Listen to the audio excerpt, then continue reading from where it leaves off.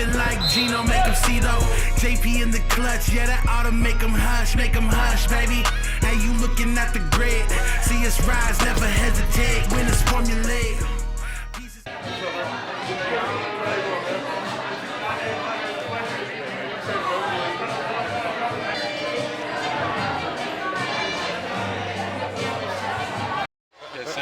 Because everybody else that does this shit is in a controlled ass room. I think it's cool though. I think it gives a great vibe though. You're in the middle of it though, so you have to be able to. And it shows what like goes on in Seattle for somebody that's watching in Indiana. Kind of chaotic though. It's kind of part of the game though. That's what I'm saying. There it is. I love that. Okay, so we're doing better on sound. Yeah, everything sounds really good. Everybody sound good? I'm good. It sounds really good. Okay. Yeah, I'm good when you guys are. Hey. You want to start? Yeah, let's tip off. Who are we waiting for? I guess. Well, Rod's gonna show up later. He's just one of the guys. All right. Well, fuck. Are you ready to go? I'm ready, man. Do you want to know what we're talking about at all, or you just want to go? Let's go, man. I did warn you about one thing, so you had time. I hope you thought about it a little bit. Okay. Perfect. So, fuck, man. Here we are. Stitchgod Sundays, episode 6. We're inside of Hooverville. The Mariners just swept the Angels, so it's a lot.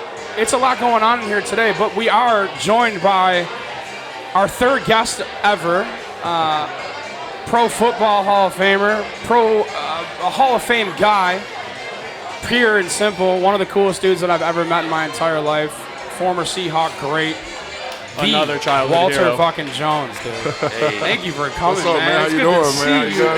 Y'all doing good, brother? It's my co-host, Don. Don Dishes is what he goes by. Yes, sir. Rapper extraordinaire, move maker. Not to use a name that we used to call a guy in Buffalo, but the building shaker. Shout out to DJ Wire. That's what they used to call him. Hey. He was, not to get completely off track right away, but he was a young DJ.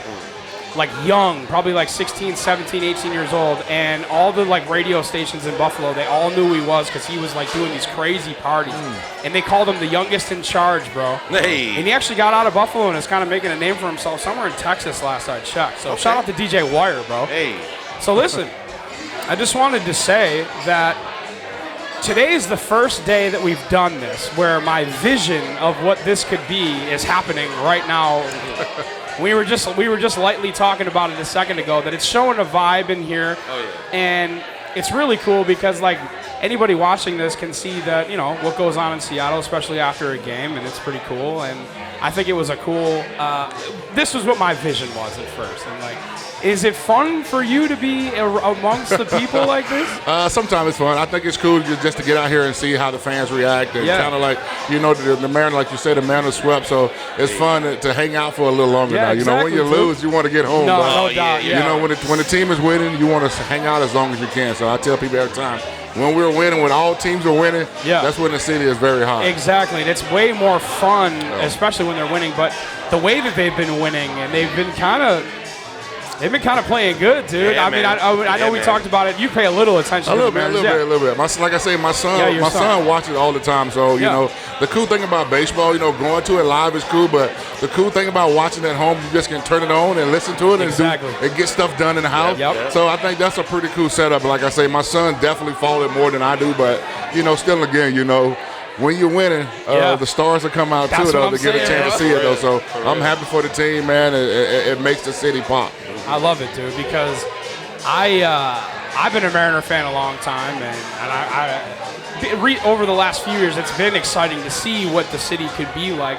And I wasn't here for any Seahawk excitement, to be honest. And I would have loved to see it, but I will say ahead of time, we're going to get to it eventually.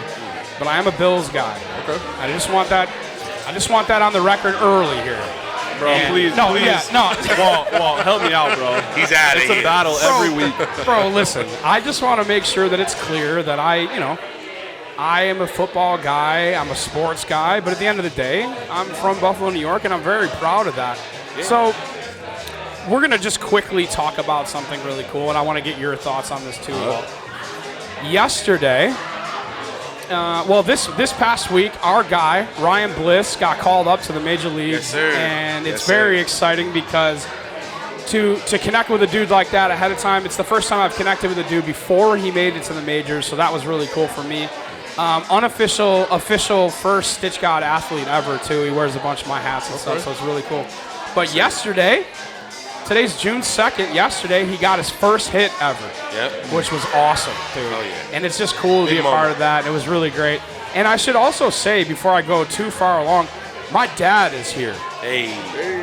Big respect. Hey. My dad is here today. Yeah. And it's really sick because I told him, I was like, listen, we're going to have Walter Jones on the podcast, so if you wanted to see something interesting, it might be cool to book a trip.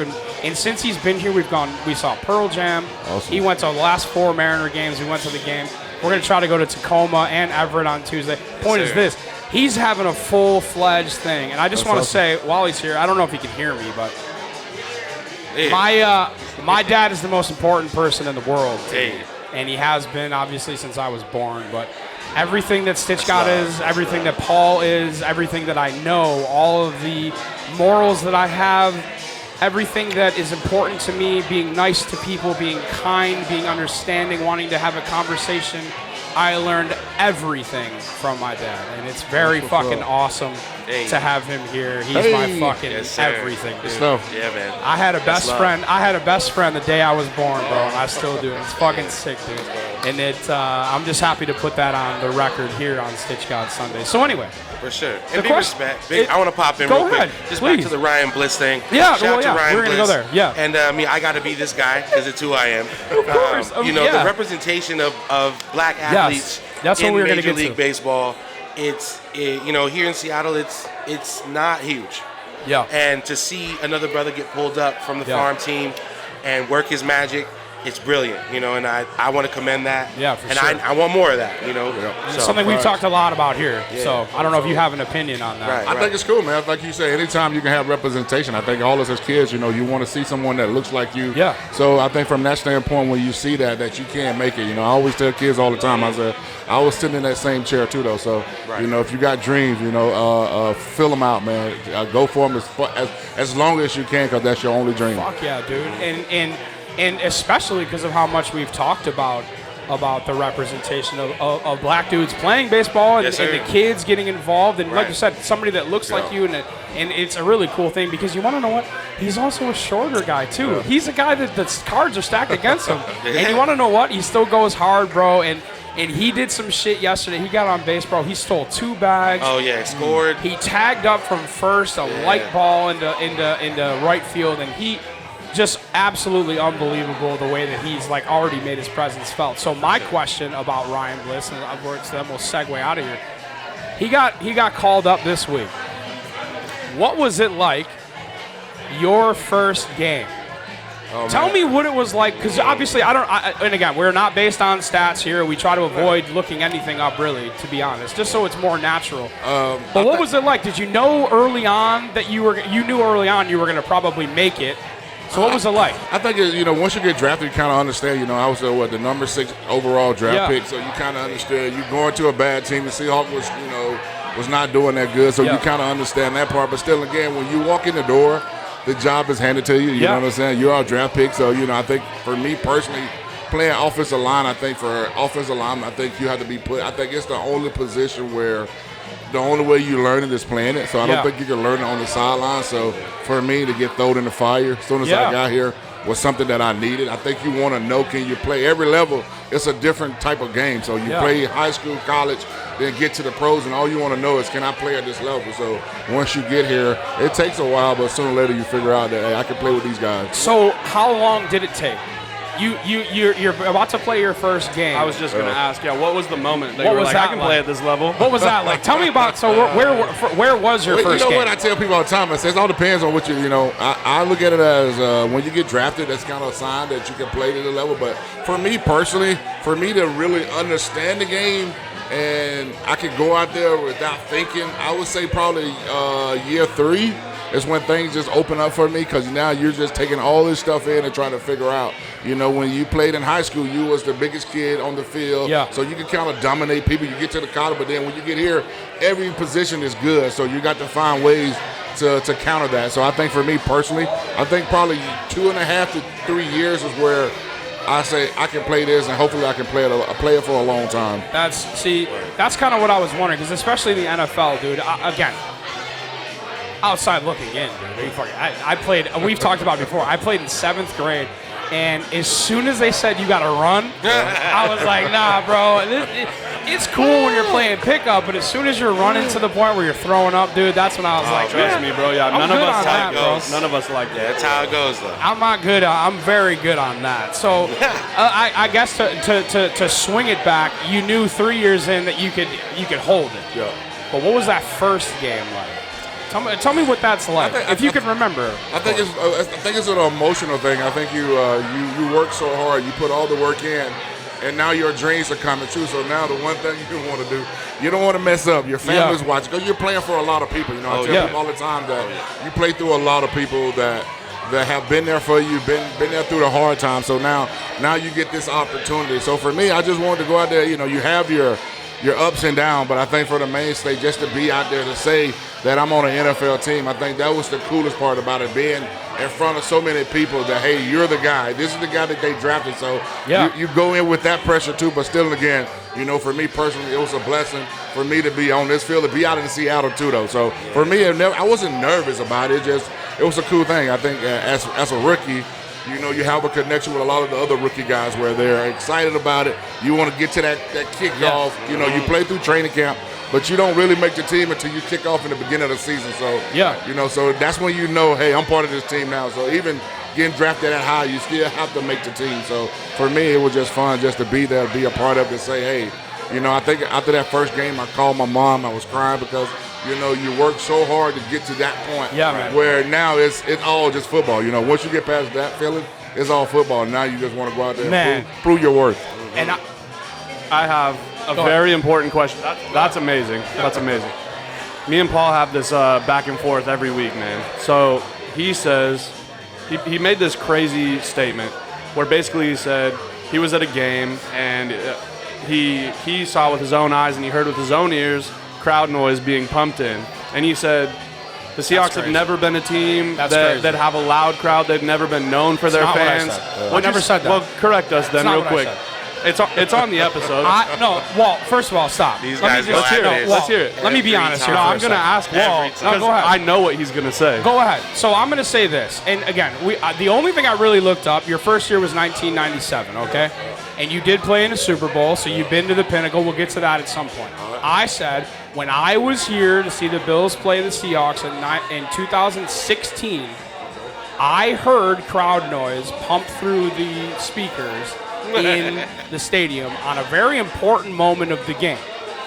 Now, maybe I was imagining it. Maybe I'm wrong. All I said is in Buffalo. Because, again, it's all going back to me comparing it to things that I know be going to Bills games. And I know that even when we're 2-14, it's loud as hell in Buffalo no matter what. Even when we were really bad, when our quarterback was fucking J.P. Lossman, there was still going nuts in there. So, again, I'm not going to ask you at all to talk about the ups and downs of crowds. I'm not going to do that. I'm not going to put you in that position. But all I said is at one point, I'm sure they were the loudest crowd in the league.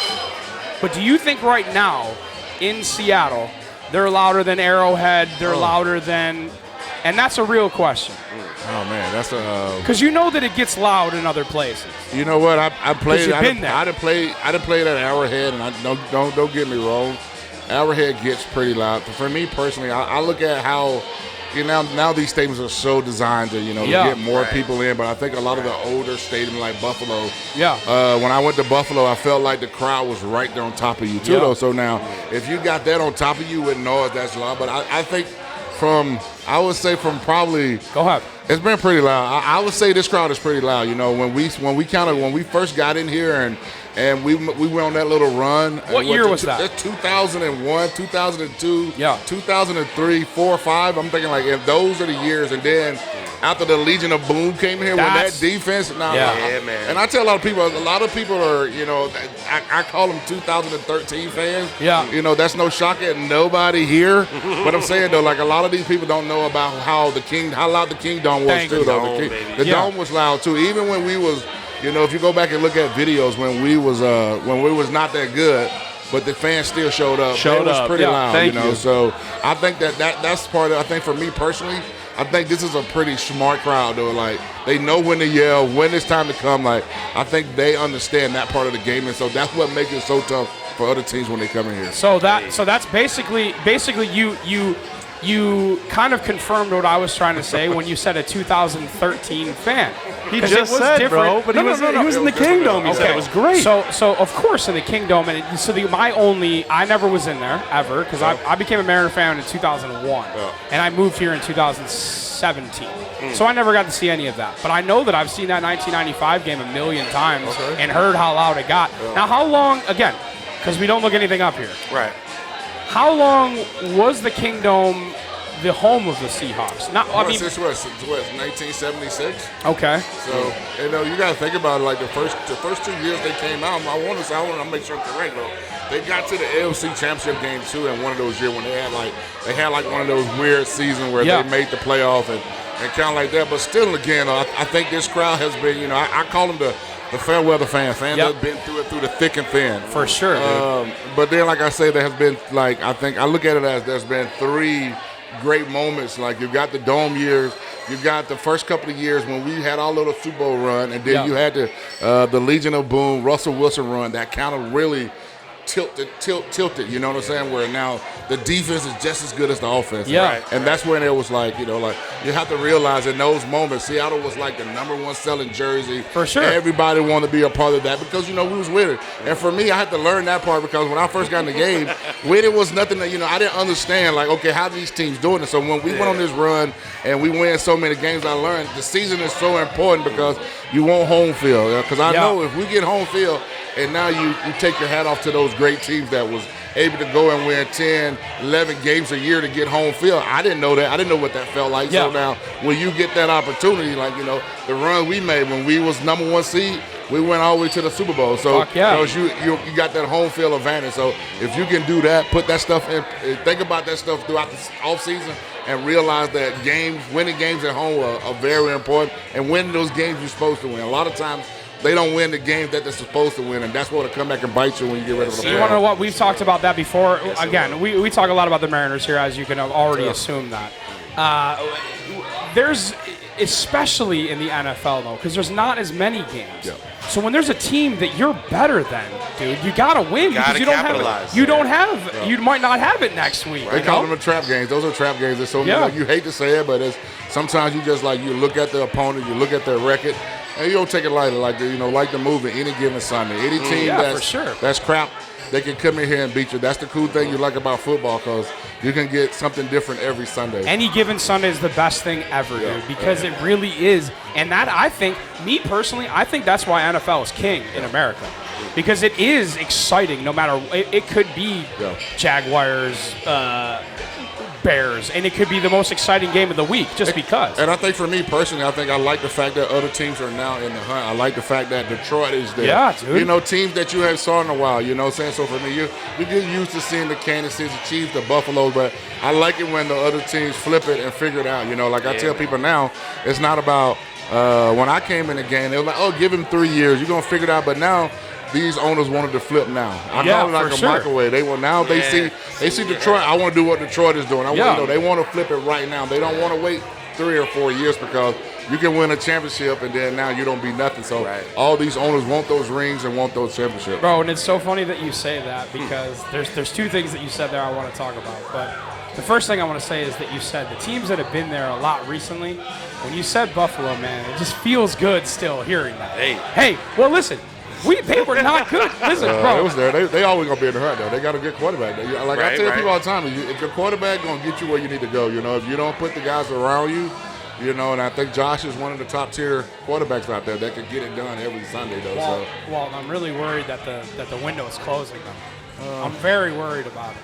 I think if your quarterback decide to start, let's be a quarterback and not try to. You can't do everything. Yeah, but I think that's the whole point about it. Just hey, dude, like all that running around gonna catch up to you. You gotta see me. I'm streaming at the TV every week, Paul. I'm telling you, bro. And it's one of those things where if he gets hurt, the whole thing is fucked. Yeah, he's important. And he's running around, diving around and stuff, but. I think it's really important too that even in my lifetime that to see things shift around like that too. So this is something I was really hesitating on asking. You played in the Super Bowl, man. Yep. Listen, again, I wasn't out here. I did have my Sean Alexander jersey back then, though. I really did. I've always been a Seattle guy since I was about 11 years old. So when that happened, I was probably like 15, 16. Looking back now, obviously that's the pinnacle, of course. But do you feel like... What do you feel about that? Because we had Lofa Tatupu on, by the way, and he fucking... Lofa. Bro, Big fan of yours, by the way. We saw in action how powerful the name Walter Jones is to people that played this game with Lofa. Yeah, he sat there and he really said that this guy, me going against him in practice, and he was. Oh, that story. He was really excited to tell us about time he got past you one time, and then how he got humbled. And then he got humbled because they said that you had a high ankle sprain. The trainer came up and was like, "What are you so excited about?" He's like, "Bro, I just beat Walt." He said, he's like got a blown out knee and a bad ankle. But Lofa really put you up here, man. And again, I have a major question to ask you at some point, so we'll get the answer for that when we get there. But when again, we can probably comfortably say you are the greatest at the position you ever played. And don't you dare sit here and be humble with me, bro. Because you want to collect the flowers when they give it, my while you're sitting here, we need to tell you that. And again, for somebody in Buffalo, New York to have heard the name Walter Jones playing in Seattle, that's important, bro, because that's a reach beyond whatever. You know what I mean? So when you're playing in the Super Bowl, it's just, again, I don't want to be the guy that's like, well, what is it like? But, dude, I really want to know. What is that like? What is that? And then you can give me your thoughts on how it ended, too, if you'd like. I think for me personally, I tell people all the time that the Super Bowl is so big. It's beyond, I tell people all the time the Super Bowl is beyond the fans. Now, when you get to that level of football, it's all corporate and, you get that part. But for me, you hated that you didn't bring it home for the fans. Of course. For me, I think that's the hardest part because, you can have this argument between the 05 team and the 2013, who would beat who, blah, blah, blah, all that. And for me, I tell people all the time, I'm happy for those guys. I'm so happy to be able to say I played my entire career with Seattle. Love that. They won a Super Bowl. They got a chance to go back to another Super Bowl. So for me personally, but still and again, if I talk to the guys I played with, it's kind of like bittersweet because we was the first team to get there and we didn't finish it. And I hate that part about it, that we didn't finish, but I won't take anything away from that whole season because I think as a team we gelled together. And for me personally to be a part of something like where everybody was on the same page. And then that kind of put it in perspective on how the great team does it because everybody is cool, everybody hang out together. And I can tell you in that you see the guys from the 2013, how close they were, especially on that defense. So when you see teams that are together like that, it becomes fun on the football field. Because you're playing with your friends and you're winning with your friends. Exactly. So you're having fun. You with them more than you with your whole family. Exactly. So for me personally, that was a great opportunity. But for me, I think the one thing I hate about it, I didn't take in the Super Bowl. I was trying to stay on my same routine. Don't go outside. Don't be my coaches always say, don't be selling popcorn, like looking in the stands and stuff like that. Right. And that was the only thing that I hate that I didn't do is where I didn't take it all in. Instead of just trying to make it all about football, stay still, but I should have went outside, saw where my family was sitting there, soaked it all in, and I didn't do that. So from that standpoint, but, and then the actual, the turnout of the game, it was, I tell people all the time, I was just like, hey, man, we just, like I said earlier, any given Sunday. For sure.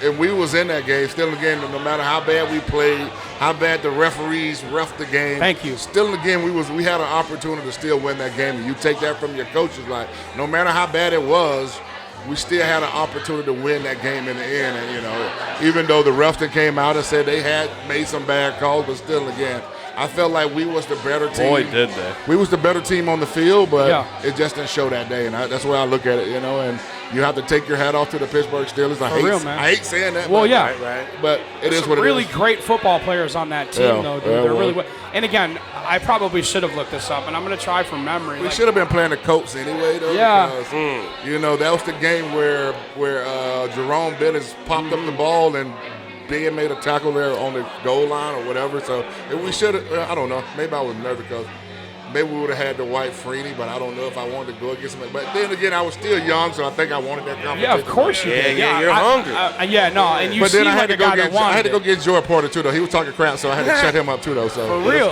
I'm sure you did, yes, too. Sir. So I think that if I remember correctly, who was on that defense? Was that before Troy Polamalu? Was that? Was Troy there? No, was Troy there? Who was the problem on defense that you remember specifically? The only person I can remember was probably. Who was the problem? Joy Porter was the only person that was talking noise. I think if you and the cool thing about that was I was literally watching, back then ESPN used to do this little special where they have him mic'd up. And this guy seemed like he talked in every game. So I'm like, man, how's I'm going to shut this guy up? But he didn't say a word to me the whole game. I'm sure he didn't. He was trying to keep his routine and lock his shit in. Exactly, dude. And he didn't realize he was going against the fucking. And you want to know what, dude? The best to ever do it. I remember that Super Bowl only because, like I said, I have my Sean Alexander jersey, and I was like, all right, cool, absolutely. But when I've talked to people out here about that, there are people that are so angry about that Super Bowl still to this day, though, dude. I could get it though. What I was angry about? I was more angry about man, we should have been the first one. Then I got mad at the last Super Bowl, the one we lost. Oh, man. I said it would sound so much better saying back to back. Back to back, dude. And you want to know what? And I don't remember if we talked about this the last time we brought this up, and I am going to say to him what I said. But before I get there, if they would have won that second one, do you think they would have stayed, all those guys would have stayed together and tried to go 3? I think if you would have won that second one, I think you would have put up with more stuff. You have to realize that, once you get to, I call it once you mature, what I'm saying? For sure. Or you've been there before. Once you get to the promised land, the next thing you want to do, this the new saying now is secure the bag. So everybody wants to secure their bag. And nothing wrong with that, though. You know what I'm saying? You get to a certain point, you want to secure your bag. And I think at that time, everybody was, you got to realize those guys was young, had a chip on their shoulder. I thought Pete did a great job of letting the guys play football and still be their own person. But then still again, once you get to a certain pinnacle, how do you control that when guys feel like they can say what they want to? They on top of the world. So I'm thinking that counter was some guys would give kind of special treatment here and there. Right, so I think we know.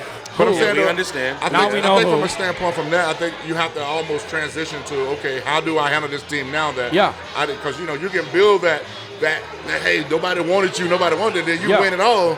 Now how do you control that part of it? So I think from that standpoint, I think if they would have won that second one, it would have been hard to break up then because now everybody would have been hollering for the three. Of course, this team is good. But you got to think about that defense was still good at that moment too. So if we would have won that game and then next year would have been we would have been probably playing on film. The game would have been so easy because now you're we got this figured out. So let me again compare it to something that we've talked about four Falls of Buffalo several times now, and I always refer to that. That Bills team. I don't know how well you know that Bills team, those guys. I mean, so for them to go 4 in a row, what somebody who got there, what does that say about those guys? Hey, that say that team was they understood the assignment, man. Because you got to think about every year to get to that fight, to get to that big game. But I'm saying you got to still click. You got to click. You got every year. Yeah, you don't have a hangover. You got to come back and do the exact same thing, and you get to that game again. 4 years, man. I don't even know. I tell people to this day, the Patriots never even did that. The year that we did go to the Super Bowl and lost, even though we lost, our all season is cut short. So you're back at playing ball. So the next year we played. And then we got to the division round. We lost to Chicago. And when that game was over with and I was on the plane, I was exhausted. You know what I'm saying? For sure. So now you're thinking about those teams. You think about the Patriots that's in the contention every year. So, even losing, I tell people all the time, I never would have said that earlier. I thought retired. But I can remember on the plane and being over, you want to continue to keep playing. But I was exhausted just from just making that little Super Bowl run. You got to think about the year before. You feeling good. Once the season over, you got all these positive vibes. Hey, we did good. Yeah, for sure. So then the next year, everything click, and you go on an 11-game winning streak. You get to the Super Bowl. You don't even realize you done lost it. Then the next year, you're like, oh, we're gonna get this done this year. Then you lose.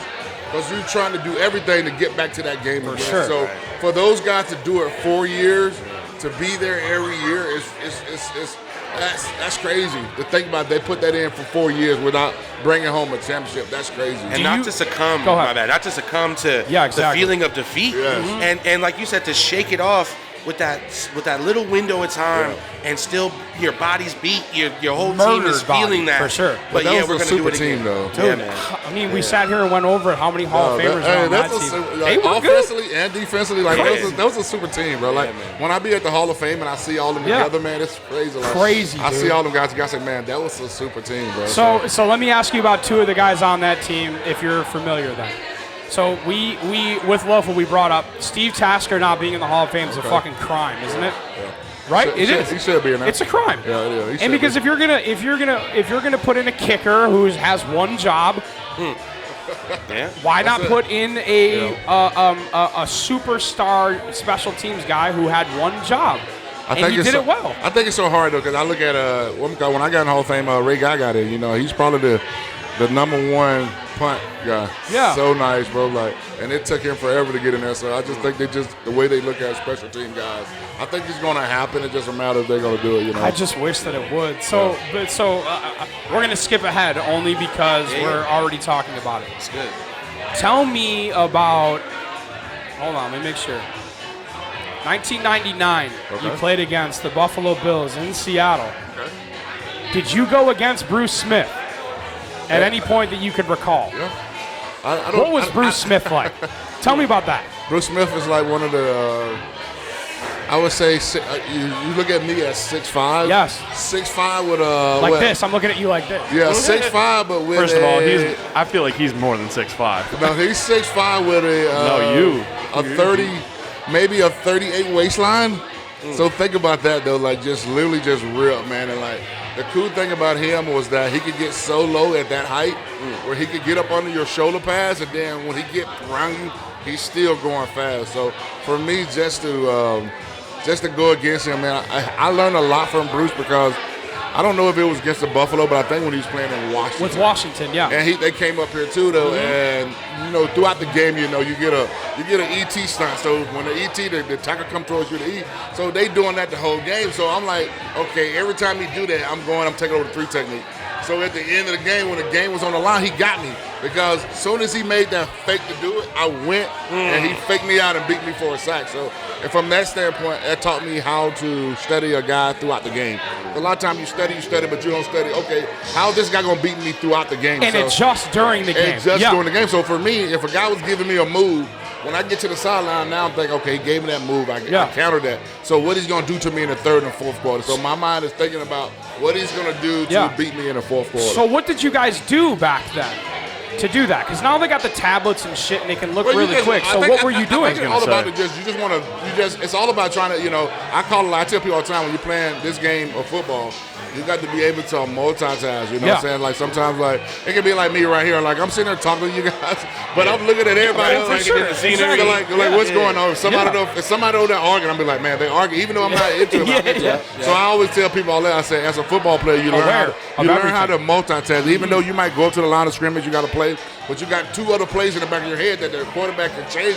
So you got to be thinking about that in 30 seconds. So tell people, seriously, people don't really how hard that is. Like you got to go from a run stance to a pass stance. So for me, it was just learning, just hopefully, okay, if he do this, he's going to counter with this. And most of the time, when you think like that, it usually happens in the fourth quarter. So when you're making an adjustment against a guy like Bruce Smith, do you learn the first time throughout the game, and then the second time you're like I guess I'll think more about the third time.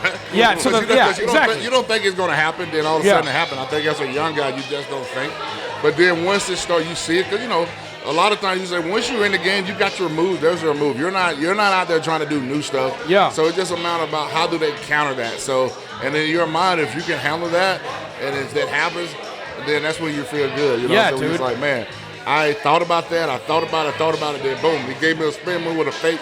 Boom, I picked it up.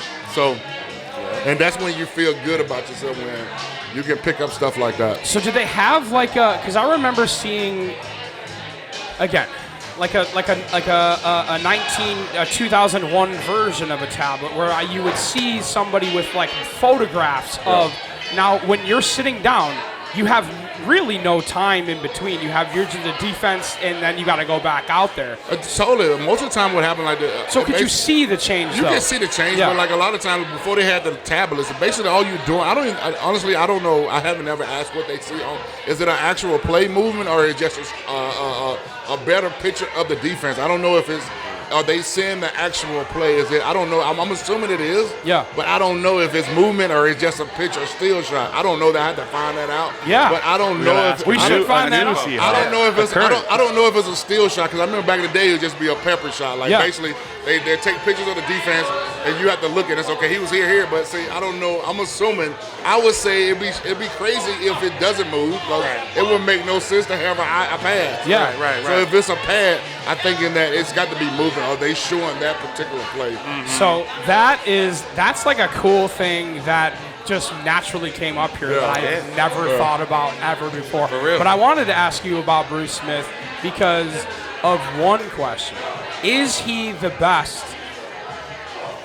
Because you're definitely a student of the game. We can definitely tell that about you. Oh, yeah. And this, by the way, to your left right now is why we did this. Yeah. Just it makes it a little tiny bit more interesting. interesting. He said, "Oh, a podcast." It makes it a little tiny bit more interesting. Yeah. But anyway, it's because you're aware of your surroundings. Oh, totally. Oh, he's been knowing. It's just not new. Yeah. I was gonna say we guy need to bring our guy Walt over next door. No, I got a for real, position dude. open. No, for Lounge real. one, bro. So, Lounge yeah, one. that's Security fucked up. guy. That's my Security job. Walt. That's fucked up. You're on your phone a lot. You're not a I multitasker. think it's more of just the fact that they walk in, I'm sitting there. Like they don't like a lot of times. Like when I go out in the city, I think a lot of times people don't think they can come and hang out. And sometimes that's the hardest part, just to come like. If I want to come here and have a beer and just hang out. Yes. Sometimes people feel like I can't do that, and I'd be like, hey, I put my pants on the same way you put Bro, your pants on. I'm not gonna lie. So, Listen, I'm not gonna front. I did ask. Do you want us to have somebody there? And it's even out funnier. of respect. Let me tell you how I met Walt. Yeah, let's do that. You hit me, and you say, "Yo, your jerseys are fire, bro." And I also want to ask you at some point, how did you find me? Because if you can remember, that would be fun. But he said, "Yo, nah." Fuck yeah, bro. Your shit's sick. I'm like, say less, Walt. What size are you? I got you instantly. I said, all right, I got it done. I'm going to do sneaker con. He said, word. I'll pull up right on you right there. That's beautiful. And I said, what, bro? He's like, yeah, what the fuck? Yeah. I'm like, dude, it's at the convention center, blah, blah, blah. He said, no, I'll come right there, bro. Yeah. And I said, dude, do you need me to come? He's like, bro, don't worry about it. I'm just going to come in and be. And that is how that was the moment I knew that's what we like. that you are one of the realest dudes of all time. Because there are people that I'm sure like, oh, I don't want to. But the fact that you not only will you, but you're comfortable doing so and being you because you never let young Walter, before you were famous, leave from you. And I think that's fucking sick, dude. But then, like I say, some people get kind of, they can get kind of like, and sometimes you can go in a place and have a good time, and then all it takes is one person to say something, then now everybody get excited, want to do this, do that, do that. So, but for me, I don't have no issue going out. Like I tell people all the time, I say, I'm blessed that I can do that. I'm in a city that people loves me, for sure. Me, so I can go places and hang out. I like the same thing everybody else. That's right. You're just a regular guy. I like to hang out at the dive bars. For sure. Come on now. So it's cool for me. Like you said, I've been here before. I've been hung out before. I think it's a bar in the back. Yeah, there's a bar in the back. So I've been here a couple of times. Yeah, for sure. Man. No, the back bar is cool. All right, so hold on. Let me get my. Go ahead. When I met you the first time. Go ahead. It was beautiful. So the first time I met Go ahead. Walt, Let's hear it. Oh, what do you got? What is this? So I played in the flag football. For Pearl Jam. Yeah. Oh, that's sick. I didn't know that you would be there, but we go on the field. I'm hyped up. You know what I'm saying? Me and my boy, we're there for the Boys and Girls Club, and we see Walt. And we see a few other players, and they're hyping us up because we're in the game. Yeah. Boy, I must have lost my mind. I was out there diving, wilding out, you know what I'm saying, putting it all on the line. I was like the big dogs here. So going hard. It just felt like community, you know. So that's pretty cool, great. though. I love that, dude. Well, that's sick. Yeah. So here, I hate to do this right now with this guy standing right there, but let's take our first break. Can we do that real quick? Sure. Can we take a break? Can we get you a drink yet? Yeah, I can take one now. All right, cool, perfect. Let's do it. So let's take our first break. Walter Jones is joining us, and listen, bro, we're gonna talk about Buffalo Week round 2 this year is coming up too. The Bills are coming here this year. I was just thinking that. No, we're gonna talk about it. No, we're. You're gonna hate me that week if you don't already. It's gonna be fucking sick. So it's gonna be fun. We're gonna take a quick break and we're gonna come back. Stitchgod Sundays. Fucking hey, man. That was great. Wow, we were moving We're really cruising. good. We're we cruising. are doing good. It feels good. Well, That's pretty good. thank you, bro. Oh, no problem, brother. For real. I love that. It's love. I get this right. Yeah, no, I do. I gotta get another beer. Here's the fucking guys. There you go. Fucking day, man.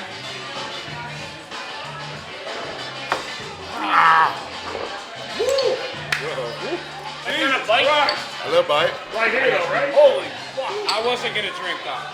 But you did. But you did. Yep. I did. Holy She wasn't going to do that shot. You're about to retire, man. That's about the only guy to have a comment with a Hall of Famer. Hey, for real. Hell yeah. That was me when Kemp. I was standing next to Kemp, and he just hands me the blunt. I'm like, Yeah, you had to. I definitely You had do. to. I definitely We do. saw you leave Earth. We saw you leave Earth. If you don't smoke it, Sean. Oh yeah, no. I did not. You like no. No, we watched him take off the space. Right, you just did that. Yeah, let it go. I stayed there for the next 2 hours. Yeah. That was funny. You wanna know what? That was funny. I don't know any of them, It's okay. dude. I didn't look it It's up. okay. Well, here's the thing. I don't know if you've noticed this about me as a person. Because we've chatted a few times. Yeah. You're familiar with some Stitchgod stuff. Yeah. There's no order to any of it. It's really just kind of whatever happens, happens. And if I'm sitting going, so Walt and blah, blah, blah. Control chaos, right? Thank you. That's exactly what it is, bro. For real. Yep, there it is. Because realistically, if I'm sitting here talking to you the same way everybody always has, it's not interesting and fun. Okay. You know what I mean? Yeah. Even as much as we've talked about the things we have, I would have been like, I'm turning into a Buffalo fan, though. Go- What the fuck? bro, listen. I'm just kidding. I'm just kidding. Yeah, come on. cut that off. Come on. Cut that off. Nah, Don't let it's- anybody yeah, hear that's that. out. Slow. Hey, but he can pull up to the tailgate, though. Stop. We'll talk about that in a second. Oh yeah, that game's We're gonna going to go talk crazy. about that. So the first thing I spot want is to talk not about, good. first thing we're going to talk about is, Tanner, I want you to just ask Walt some of the stats that you know off the top of your head that you want to inquire about. Because again, Yeah. we're sitting here with the greatest ever at his position ever, and Lofa Tatupu told us that, and I think the world has told us that. Yeah. People best. know that. The best. Yeah. It's common knowledge. best. So, Mr. Double Team. So Crazy. What I've only Fucking heard. crazy to think you about. have to double him. So I want to Period. talk. I Go ahead. eventually today I want to talk about the block. It's referred So to when he as says the block. the block, you know what he's talking about? Yeah. Okay. Yeah, of So course he someone tell does. me. Let's get Okay, it. I'm sitting here to learn. Like, it's called, I think it's on YouTube. I think it's like one of the greatest blocks ever, Walter's greatest block. Thank you. So basically, it was Not in being the, humble. I love it. Go ahead. it was the best. NFC Championship game against Carolina Panthers. Okay. Seeing, but on that play, he didn't see what he thought he saw. Second down and 9. Alexander trying to get to the edge. Sean Alexander. Down inside the The name of the guy's name, Mike Ruckers. I know he hate me calling. I put out his name on it, but. That's so funny that he named It is what it Bro, I is. love that. It shit. is what it I And is. love so that. we had a scratch play. It was like it was called like 95 scratch. So basically, I got to cut off a seven. You usually like you got a defensive end 7. So usually right outside you is a 5. So every time you go wider, you go. So he was like a 7, way out there. Okay. So the coach was telling me, "Walt, you got to get this block. I'm gonna tell that running back to run to the sideline. You got to get this block." And I say, man, there's no way I get this block, man. So I had That to- running back was So when Sean you- Alexander, by the way. So when you, but listen, I'm not very familiar with that stuff. So when you're talking about that, you're lined up, and he is He's over, on my left side. He's on like. and you're saying he's 2 or 3 guys down though. Yeah, because basically you number count. Your number count. Yeah. So odd is left, so you go 5, Yeah. 7, 9. So if you get any wider, he's a 7. He's a 9. He's getting any wider. Yeah. So he was probably like a 7. He was pretty far out there. But I had to get this reach block because Sean is going to the sideline. So I got to get this guy. I got to get him off the sideline, or I got to hook him. So I had told the coach, I said, I got to give some ground to get this guy. So I hooked the guy. So when I got around him, he got locked in. So I was able to take him down the field like 15 yards. Yeah. And then Like dump 21 him on his yards. head. So wait, you took him 15 yards down the field. And then dumped him on his head. And Sure, you were- as you And the said. video is going to go right here. I'm ready to look at. I gotta see it. Sean should have scored on that though. Yeah. But I can't believe he didn't score though. So he should have Well, scored. That is crazy. The block, that's what happened. So let me ask you this, something Tanner had brought up to me before. Oh, he's got it ready. He's got it loaded up. No, hold up. How many times were you called for holding? No, we see DB. What's DB got? He had it loaded up ready. He's watching. I'm gonna put it here. I had 9 holding calls. Your entire career, you were called for holding 9 times, and they say 20. They say 23 sacks, but 180 games. Wow. 5,500 pass attempts. Wow. 5,500. I mean, let's just say that again. I tell people all the time, dude. I tell them all the time. Under 10. That's crazy. Bro, You tell can me, see what do you 9 tell of people? those in a game. Seriously, tell me that. I tell them, I just took the refs off the payroll like 5 years ago. For real? There we go. Bro, we have guys that do it 9 times. Hey, I we know. have guys that I do hear it 9 you. times in 3 weeks. Dude, holy shit. In 3 games, they'll do it 9 times. So That's let me ask you a dumb question about that then. There's no dumb questions. Get him. We know you're really good at playing your position. Why do you think it was only 9 times? You think you're that fundamental with it? I think so. Yeah. So that's a huge compliment to how you played your game then. Well, sure. I think for linemen, there's not a lot of stat sheet grabbing. So my job was to keep the guy that I'm going against off the quarterback. So usually when you play a game, right? So when you get, like, say if you play a away game, then you get on the bus, and so when you get on the bus, the PR people, the media people come on the bus and they give all the guys like the stat sheets. Like, and so for us as offensive linemen, all we can look at, okay, what did the quarterback throw for? Did we give him a sack? What we rushed for? But then sitting with the defensive guys, I didn't know that they put all the defensive guys' stats. So the defensive guy can have a sack, assist on a sack, or he can have a cause a fumble. Right. So my scoop and score. So now if I was to go back and do that, and I should have did it when I was playing, was like, my guy makes sure when he look at his stat sheet, it's always 0. Fuck yeah, because I want that person to feel like he didn't do anything to help the game. So that was my goal, to say when that guy look at his stat line, it's all zeros. It's like he wasn't there. It's like he wasn't there. That's unbelievable, dude. Because as linemen, you don't have no stats. So, but D linemen get every stat. Right. What is it for O linemen? It's pancakes. They don't That's not. Yeah. They don't do that in the league. I don't know. It's gone. No. Pancakes is gone. Oh, really? That's like high school, probably college. I was gonna say in high school we had it. Oh, yeah. What is it though? Not So anymore. it's what? He's saying it's nothing. That's all it's like. Just sacks given up? Sacks given up. Yeah. You get positive things like what your running back run for, what your quarterback throw for. Right. But it's everybody else that you're helping, not you specifically. So no, that's nothing. So the most team-oriented position on the field, I would say, is an offensive and there's not a lot of Selfless. shine on them yet. But see, I was trying to, like, a couple of years ago when I first retired, I was trying to, like, people asked me to get into I know. What's the stuff they play? What's the little games y'all play with being general manager? What they call that? Madden. No. When everybody have a team. Fantasy football. Fantasy. Yeah, fantasy. Oh, shit. Yeah. So everybody's a general manager. Yeah, you know what I'm saying? You're right. These motherfuckers. He called it perfect.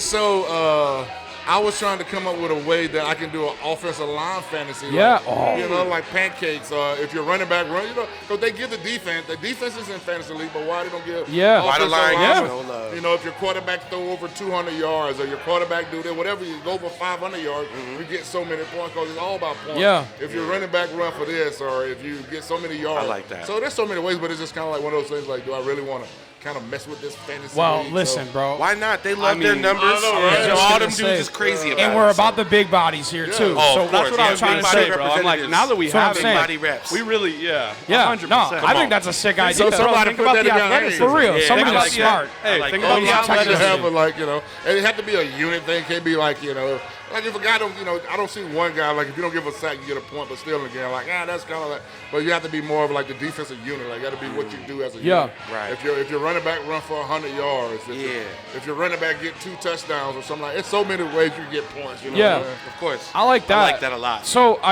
while we're cool. talking about holding, Reinvent that. No, You know for what I real. mean? There's no Reinvent that reason thing. not to. Why not? 9 times, dude. that's I don't even. We make them watch football now. Like saying, like we watch right? linemen though. Like back in the days, you For never real watched the though. linemen. For real though. Put that attention on me, Seriously, man. bro. Well, no. Selfless position. What I played about, right guard. I 100%. wasn't shit. Who I was played right the- guard and I loved it. Still. It's all about my team. But It's all it's the about my best game though. dogs. That's what Yeah. the players. Listen. We the smart ones. And you want to know exactly? Okay. Hey, let's go. Let's go. They've always said that offensive line's the I'm smartest position saying, on the bro. field. I'm saying. I like to hear you that. I think quarterbacks are giving out Rolexes, bro. Well, no, for sure. But here's the Their thing. career time goes way down if they don't have a good offensive line. Here's the thing. Real. Here's the thing he said though that made me think that right away. When you said you go up to the line and there could be 3 different plays you got to be ready for. Like that's some different shit, bro. And then especially when you see that playbook. But let me ask you this about holding. First of all, it's unbelievable. And again, there's a reason why you have a tan jacket, and we will get to that, and we're going to talk about that. But I'm gonna gold. Oh, trust me, gold jacket. Yeah. You call it gold? Come on. I don't know what not tan? I don't know where the tan came from. I don't know where excuse me. I don't know where the tan came from. Okay. We love this guy, but I don't know where the tan came from. He's a baseball guy. He's a baseball guy. It's gold, baby. Gold. It is a gold jacket. I just had a big ass shot too. Keep that in mind. My fault. Okay, I thought it was a tan jacket. What am I thinking? took yellow over tan. What am I DB thinking? is shaking his head. I'm sure he is. Oh, here he goes. That's my dad. All right, just let him know. My fault, dude. What It's the love. fuck, dude? No, It's love. It's love. It's real That's my love. own dad, bro. That's That's fucked real up. love, though. But now Why you did know. I say tan jacket? I don't know why you know. you said tan. He was on some golf shit or something. I don't know. No, golf is green. I mean, yeah, but what's tan? You know what I mean? All right. Well, while we're good. talking about Gold. that, where is that right now? Where's the gold jacket? Your gold Ooh, jacket. Where is it's in my it? closet right Okay, now. perfect. I Boom. love that. I'm Boom. glad that you It's got have like that. it's got some kind of a protector over it, right? No, let's not ask too many questions. It's right there. It's right there. He It's right he there. has it in his It's just possession. chilling next to his Chilling, baby. Blazers. Okay. It's So you have a gold jacket. That's a huge deal. I got a obviously. maroon one too, though. What's the maroon one? The top 100.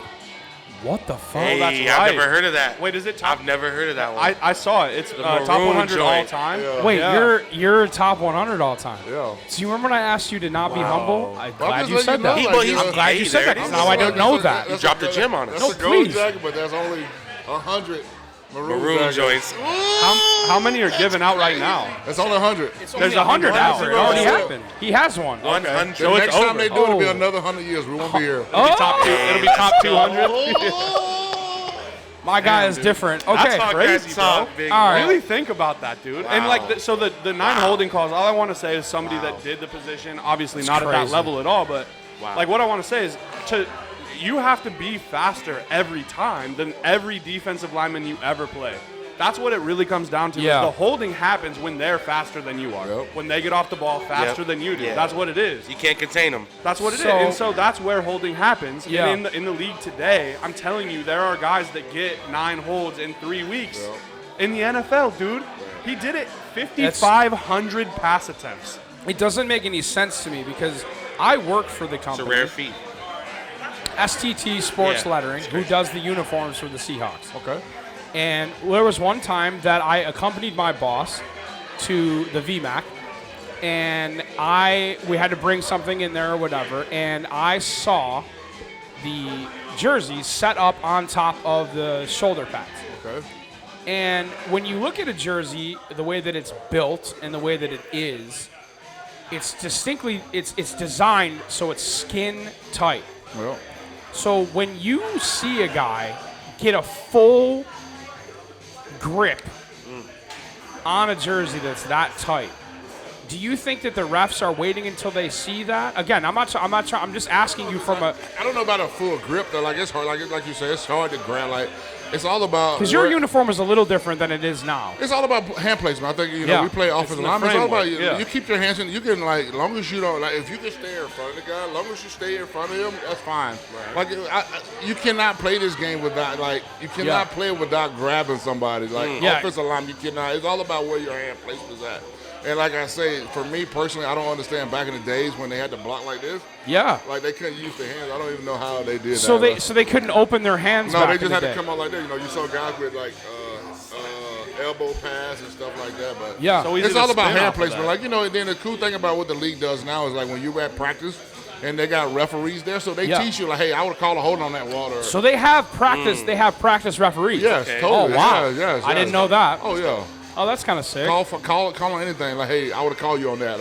And I had like, you know, once you get your name out there, I've had referees say to me, hey, Walt, I would have called that. You know, get your hands inside. I call that. You know? Okay. And that's just the respect that they have for you. Like most of the time, if a referee is calling on a player like all sides or jumping outside, that ref probably said something to you twice before he called it. Okay. You know, I'd had guys say, hey, Walt, tell your guard to get up.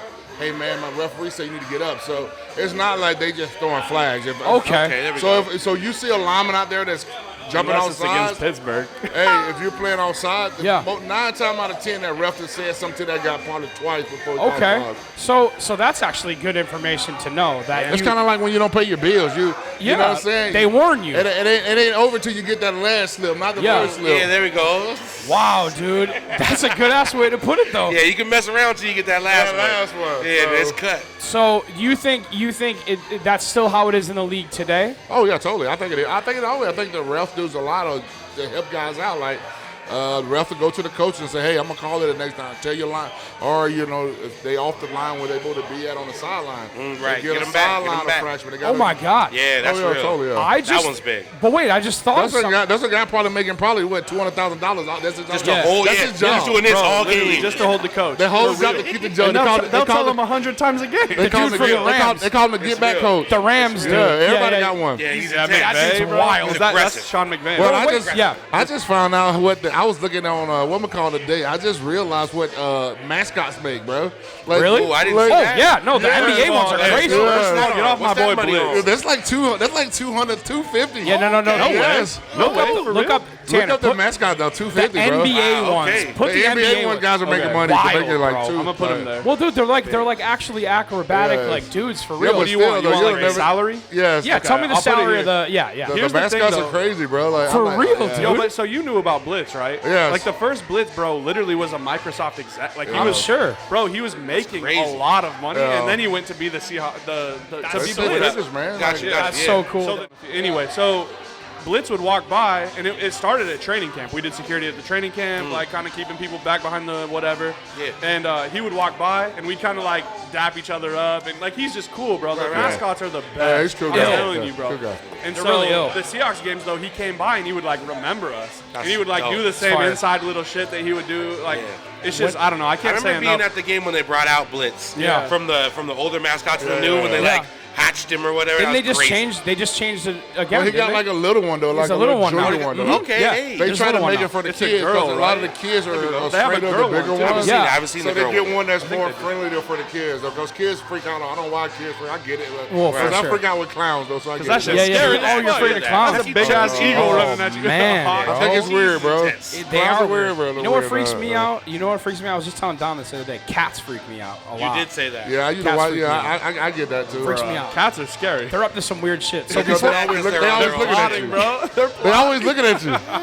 they're always doing something weird too. plotting, bro. Yeah, they're Before- pushing the cup off the counter. Like it's always something. Before we move on to numbers, I do want to say something that I thought of while you were telling me that they get 1 or 2 warnings. Okay. So we're gonna have to look up the exact play, but the play a couple years ago, where it was the Bills and the Chiefs, and I'm not remembering exactly what happened, but it was a play where they said that they warned the guy. He lined up off sides. Oh yeah, the game against Against the Chiefs, Yes, yeah. I remember that, yeah. So what the play? I'm like misremembering the play right now. I don't know it. But it was he lined up off sides. It was that dude Tony, something But Tony. at the point of that game was on the line right there. So The game was on the line, So I'm so assuming that ref probably said something to me.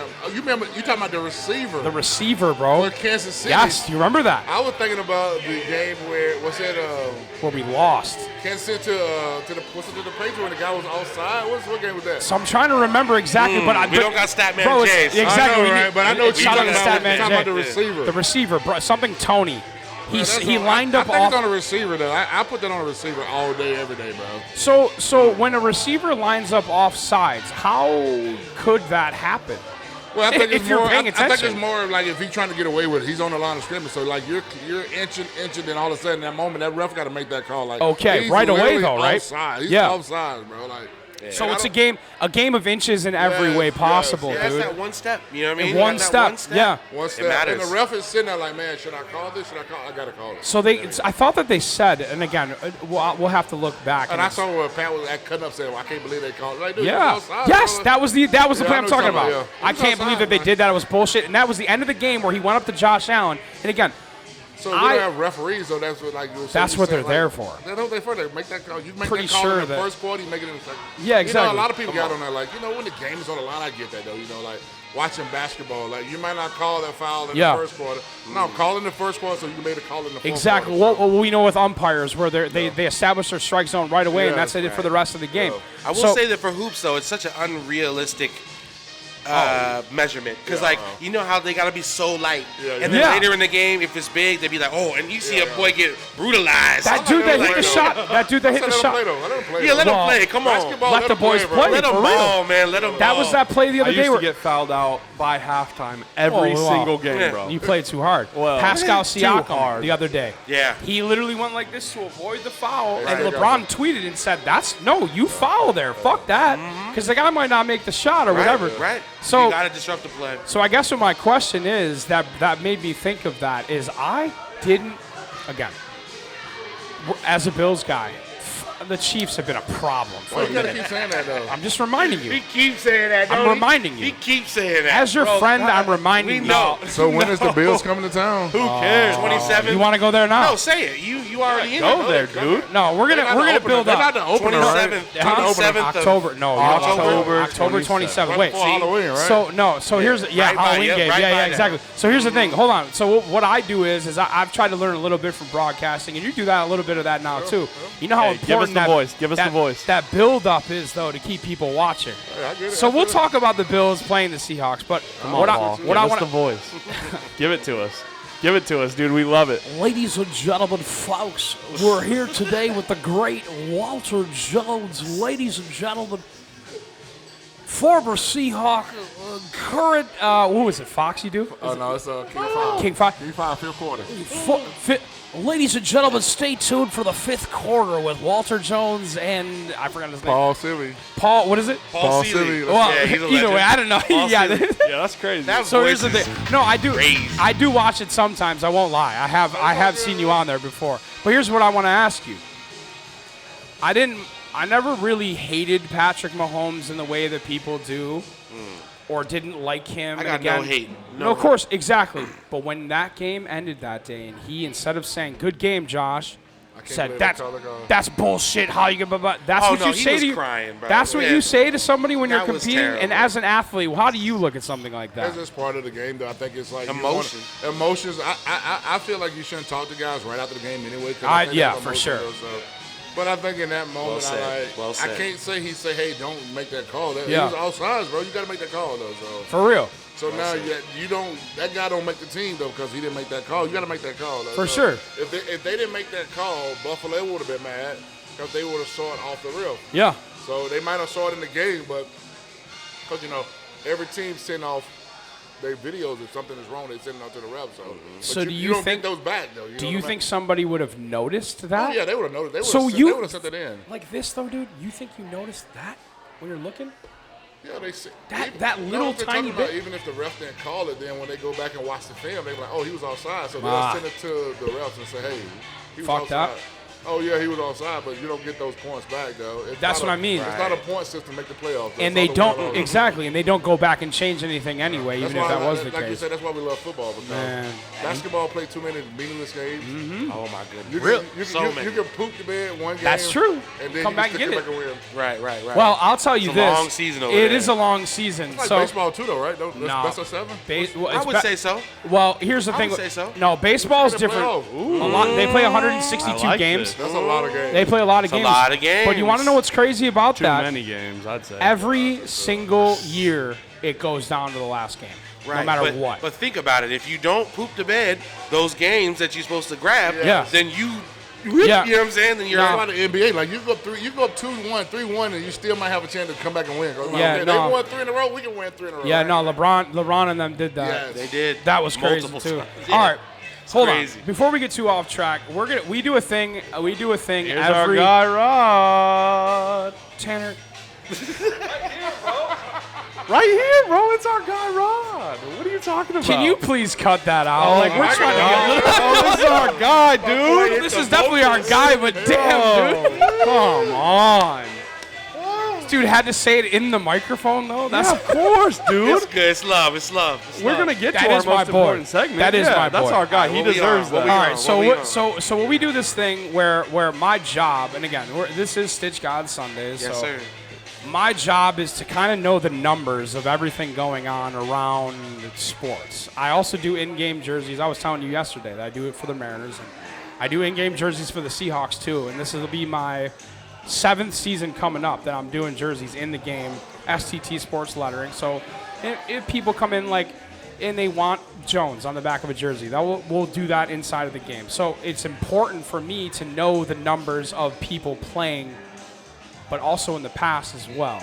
So today we're going to play the game numbers with Walter Jones here, and then we're going to ask a really big question of you that I really am looking forward to. But first, what numbers do we have for this week? All right, so are we doing Mariners first? You can do whatever you want first. Okay, let's do Mariners first, because then I've got a little, Well, my job Jones is special. so important for me to know these guys' So numbers. important. Just so you know. So when I get one wrong, you just know. I've already disappointed my dad in front of you today. Already. Why did I say tan jacket? No one knows.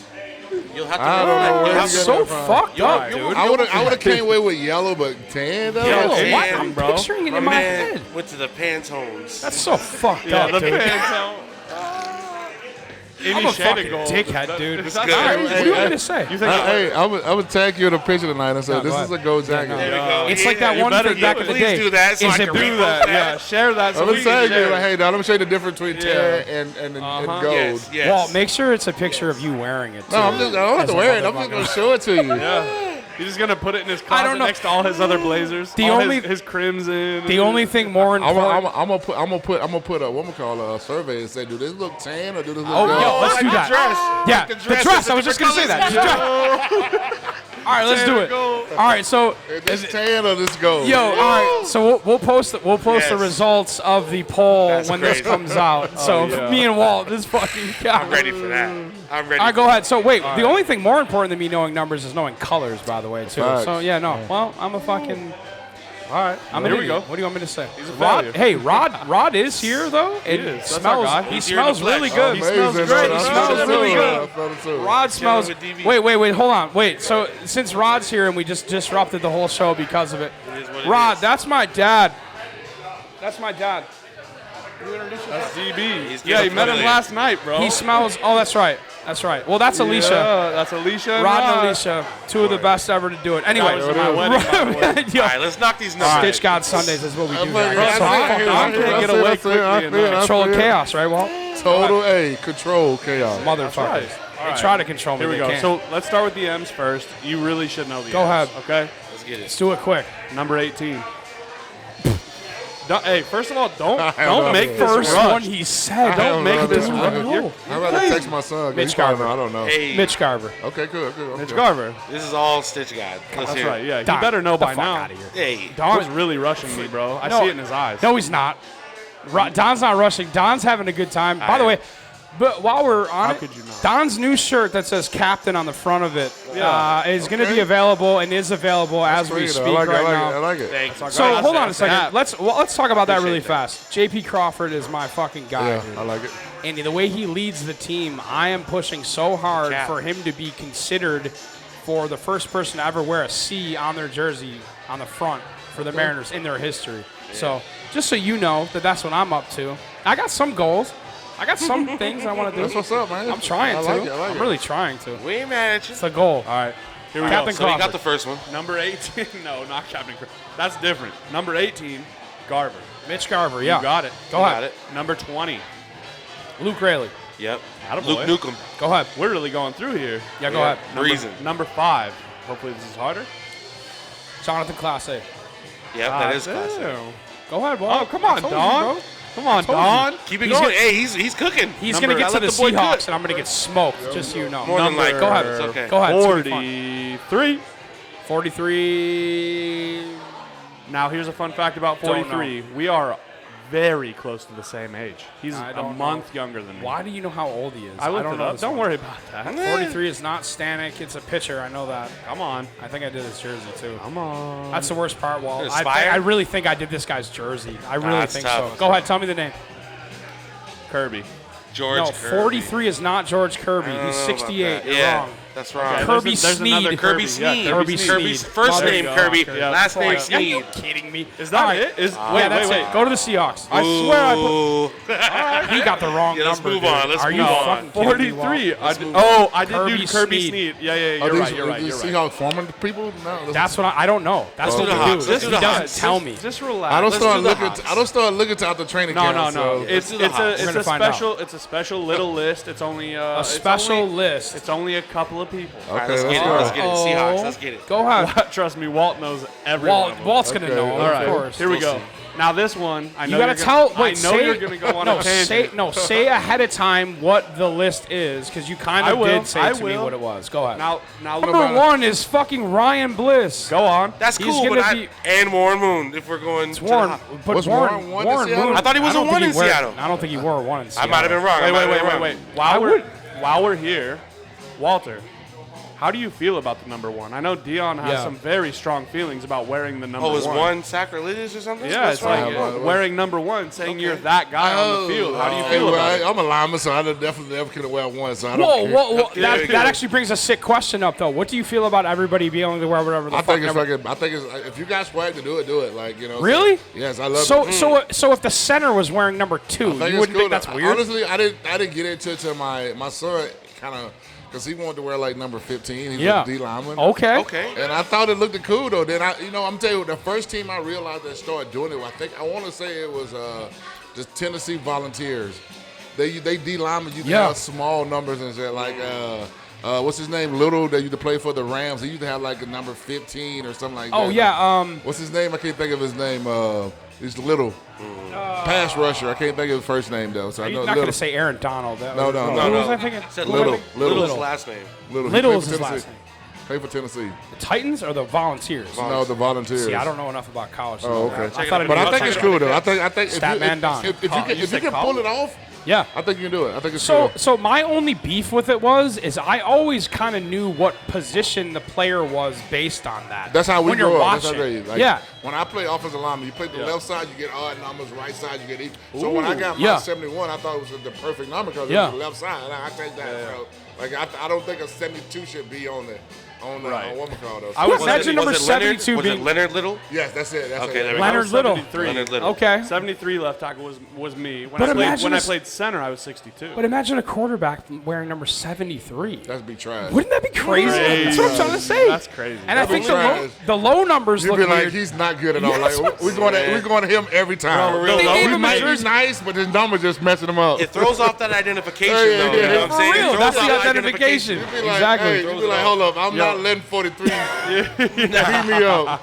And the way I think about it, it's like the lower the number, the faster they are. Like Yeah, the more athletic. that's It's- true. That's how it's usually Yeah, been. But I've been seeing mad. 67 ain't finna D me up on a go route. That's what Yeah, no chance. That's what I'm trying to I say. can't let that happen. That shit is fucked up. All right, go ahead. Keep going. Ryan Bliss is the man, by the He way. is the man. That's right. That's why I brought it up. Congrats Man, to the myth, the Bliss. legend. All right. So let's go into the Seahawks. So All this right, is a, here this we is a go. small list. Okay. Here we go, Walt. And Walt knows it, so it's actually kind of. I probably should have planned Oh, a little man. better, but Okay, let's no, go. He's gonna know trust it. me, No, you know dude, it. you know it. So They not thick. these people. You should have pulled up like the 05 Seahawks. You're right. numbers You're or right. something. It's And good, it's good. No, I can still do Just that roll very with it. No, easily. roll Don't with worry it, about baby. Roll with I'm it. rolling ahead. with it. Roll All with right. So It's too easy. Though. here we go. There's 4 people who are both members of the Pro Football Hall of Fame. That's that tan jacket. Tan jacket, And man, they're really, also bro. now there's 4 of them. They're both fucked the up. Pro Football Hall of Fame, and they're also people who have had their number retired Wow, that's by the crazy. Seattle Seahawks. That's easy, bro. what That's I'm very saying. easy. For That's you what I'm it is. saying. For But you it is. For me, it might not be. Yeah, I want to see what Stitchgod does here. Go ahead, dude. Don't help him For out. real. Okay.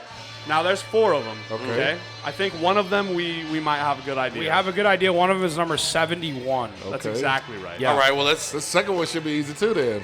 Which one? Say Well, it. if I guess. Go ahead, go. Should I guess So the- before he well, even says well, it? so No, the- let him hit you with some numbers. Okay, yeah. yeah, go ahead. Give me the numbers. That's the game. Yeah. All right, go ahead. Okay. Number 2. These are people that have both. There's 4. Go ahead. Number 96. See, Okay, let him try and get it. Yep. He was inducted in 2006. 96. And I know Walt knows Last this. name with a K. No, I Nope. Okay. No. Lincoln, Oh, yes. Yes, Lincoln come on. Kennedy. Yeah. No. Who is it? Nope. It's not Lincoln Kennedy. What number was That's he? pretty good, though. I don't know. Close, though. I don't know if Lincoln Kennedy exists. But you're Who's very Lincoln close. Kennedy? You're close, I brother. don't know. I don't know what that is. His last name Lincoln? Nope. No. His last name is Kennedy. Why? What is Lincoln Kennedy? And I'm going to tell you when he was I'll give you a hint, though. There we Go go. ahead. Can I give you a hint? Go ahead. It's a. It was a Something Kennedy. It was a You're dope. right. It was a dope Nike shoe. Come on. Ooh. That's great. That's a great fucking hint. That What? hint- yeah. Come on. It was a dope Nike shoe. Yeah, one of the dopest. That's When dope he as was shoe. inducted, Still they dope. were playing. Soft felt, Lil Salvi, Cake Ride in the Rain. Damn. Wait, so I know the last name? Yeah, Yeah, you got Kennedy. it. Yes. You got it. Kennedy. Cortez Kennedy. Yeah. Motherfucker. Because the hint was so juicy. The hint was so saucy. I didn't know it because I just The hint remembered was it. I don't know a sauce. Cortez shoe. I don't know that. I'm not a sneaker Oh, I guy. thought it was the I'm hint. not a sneaker guy. I don't know much. Of that. Our Hit guy, was bro. solid, but Stitchgod, you don't. I Come don't. on, I'm not a sneaker guy. Hey, I wear That hint Chucks, was- bro. I get you though, but No, you know what I mean? The name alone, though. I was Good. at that Stitch, game. you're right. So I We was got at him that there. game. Okay. They were All right, playing- go ahead. They were playing Keep the going. Arizona Cardinals. Okay. It was great. It was a great the day. Cardinals. Were you there, Walter? Yeah, Yeah, that was he was that there. was a great pretty. That was Cortez. pretty sweet. He was stud. Go All ahead. right, here we go. Relax, dude. Damn, take a breath, dude. Drink a Hey, water. let's get it. Let's get it. Number. This is a absolute legend. Number 80. Steve Largent. Good job. Exactly right. Atta boy. Okay. Go ahead. Swish. Now look. So I want to get real quick. I want to get Do I into have this. 3 for 3? Do you count that? No, you did not. I said bro, Kennedy. you got Cortez Lincoln Kennedy after a lot of played work. for the Lincoln Raiders. Kennedy. That was. Is it Lincoln Kennedy? I think it was Lincoln Kennedy. Where is played- Statman J. DB? We don't got stat man. Statman DB. I know Tommy played for the Huskies too. I think so. Yeah. Lincoln we Kennedy can't- was I our know guy. Tommy. I Don't know worry. Tommy. Hey, look. Go ahead. Ball is life. Moving No. right along. So No, so, DB's look, good. We got to know. He so, played. hey, we are gonna find out. We Just carried this you year. on the Cortez. Yeah, we carried we you. carried gave you. them- You're I 2 for gave 3. it to him, didn't I? Don, you did not just hit me like. When I did the guys, tennis, guys. That's my guy right there. That's my boy. When I gave the dude. tennis, you like, wow, that was pretty good. Well, like, Come on. he like, I'm not a sneakerhead. I'm like, come on, look, bro. look. Everybody know Cortez. Come on. Okay. Yeah, I should have known that. Walt. This is for you, Walt. So number 80, he's the only one out of the 4 that the number that was retired by the Seahawks was briefly given to Jerry Ooh. Rice in 2004. That could have been a good quiz too. I don't know. He wouldn't I have knew got that that. one. Yes, I would have. He wouldn't have. Oh, I would have. that You want to know but- why? I'll tell you why after we're done here. I know exactly. I can tell you exactly why. Because, Really? all right, you know what? No, I'll tell you right now. Yep. Because at the shop I work for, STT Sports Lettering, there's a Hall of Fame wall. He's up there. Every uniform of every Hall of Famer that the shop has done is up there. Terrell Owens is up there too. Word. Devin Hester will be up there because Nice. if they did the uniform, and then who else? There was another one recently. Who was the last? The last group of guys. There was 2 guys that played for the Seahawks. It was Devin Hester and somebody else. Devin played for the Seahawks for a Yeah, little for a bit. second. Oh, Yeah, he did. Yeah, Quick like stint. very Yeah, he did. Yeah, quick stint. And he did not do There was very another well. guy though in the one of the last. Dwight Freeney. Dwight Freeney and one McCall too though. Frankie Franco from the Pittsburgh Steelers. Oh, who? Oh, I almost said James Franco. Franco, the one that caught the reception. What's his name? Oh, the catch. the catch. the catch. What's it? Franco. Who? Franco Harris. Franco Harris. Seahawks too. Okay, did he really? He's coming in strong. Okay, so it's he- good. You holding it down. He does every uniform that he has done. Okay. For the Seahawks. Okay, Jerry cool. is his name. by the way. Awesome. Okay, go ahead. So Who was what's the last one? what Lincoln No. Kennedy is actually his first name is Tamerlane Lincoln What? Kennedy. Okay, Hammer good. Lane. So Did he play for the Raiders? Now Interesting. just relax. He Let me played for the just U. let U- me played for talk, the U dude. too. Yeah, U. he played for UW. Oh. Listen, Yeah. now listen. So this is why it's crazy that you know that name. So do you know him from UW? I know him because he was on the same team when Warren Sapp played for the Raiders, because Warren Sapp was my favorite player when I was growing up. So he did play for the Oakland Raiders 1996 to 2003. Word. You like that? So he played for the pretty good. Falcons, the Tampa Bay Storm, which was 2007 to 2010. What the fuck is that? I have no idea. Arena League or something? I have no idea. It gotta very be well Arena could League. be an What is arena that? Played league. for the Seattle Storm. Shout out to the Seattle Storm, by the way. Hey, let's go get Is it. that the most winningest franchise in Seattle sports history? Might be. Whoa, whoa, Championship-wise. It is. Whoa. Championship-wise. Oh, yeah, they got They do got some shifts with Breonna Stewart. They sure do. Yeah, they got Bird, 3. They got everybody burnt. Oh wait, the Sounders might have. Yeah. Sounders don't want I don't know them. Those are I don't know what cups they cups. So I don't understand that. Listen, we're gonna have our guy Lamar on here one day, and he's gonna teach us about us, that. yeah, where that's gonna be. I Look don't know forward to nothing that. I love the Sounders though. Good job. Of course, dude. And you want to know what's cool about that? And again, we were supposed to have a former Sounder and my guy Lamar. We're gonna have him on here. But the cool thing about that is, it's coming from Buffalo. The fact that they Buffalo, bring. Hey, when you edit this, make sure you put on how many times he said Buffalo. We should. We should be doing. Hey, we should. Y'all should be doing that every time. Buffalo. Do a shot every time he says Buffalo. Well, no, we'd be dead if we did that. We'll be dead. 716, motherfucker. Hey, we need a counter. We need a counter, Buffalo. Every time we say, hey, listen, I'll tell you what, dude. I'm very proud of where I come from. That's why I bring it up as much as I can. I am. Hey, say that. Where are you from again? And I like somewhere. that. You just told me. I'm from Buffalo. No. Another shot.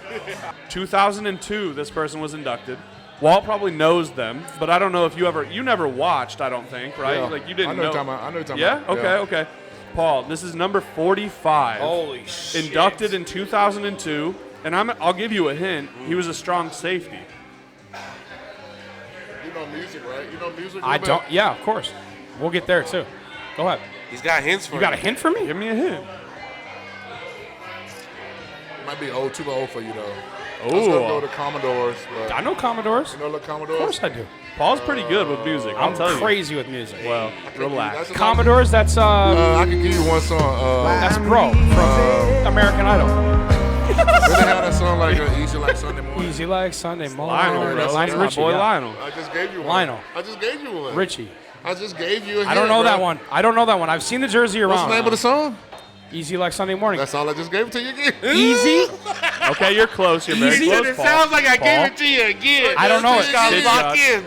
This is number 45. Go ahead. I don't know He that played one. from 1981 to 1987. Come on, dude. And his What? Give name, it to him. his name I've seen it. Go ahead. is Kenny Easley. Kenny. He just needed you to slow in there and hear it. Easily like Sunday morning. Dog, easy. Give it to you. Give it to you. Okay, I won't forget it again. Walt got the hits. Okay. All right, bro. That's numbers. There it That's is. what's Numbers. Our Numbers, favorite baby. segment. I got I feel like I didn't get smoked today. I got technically one wrong.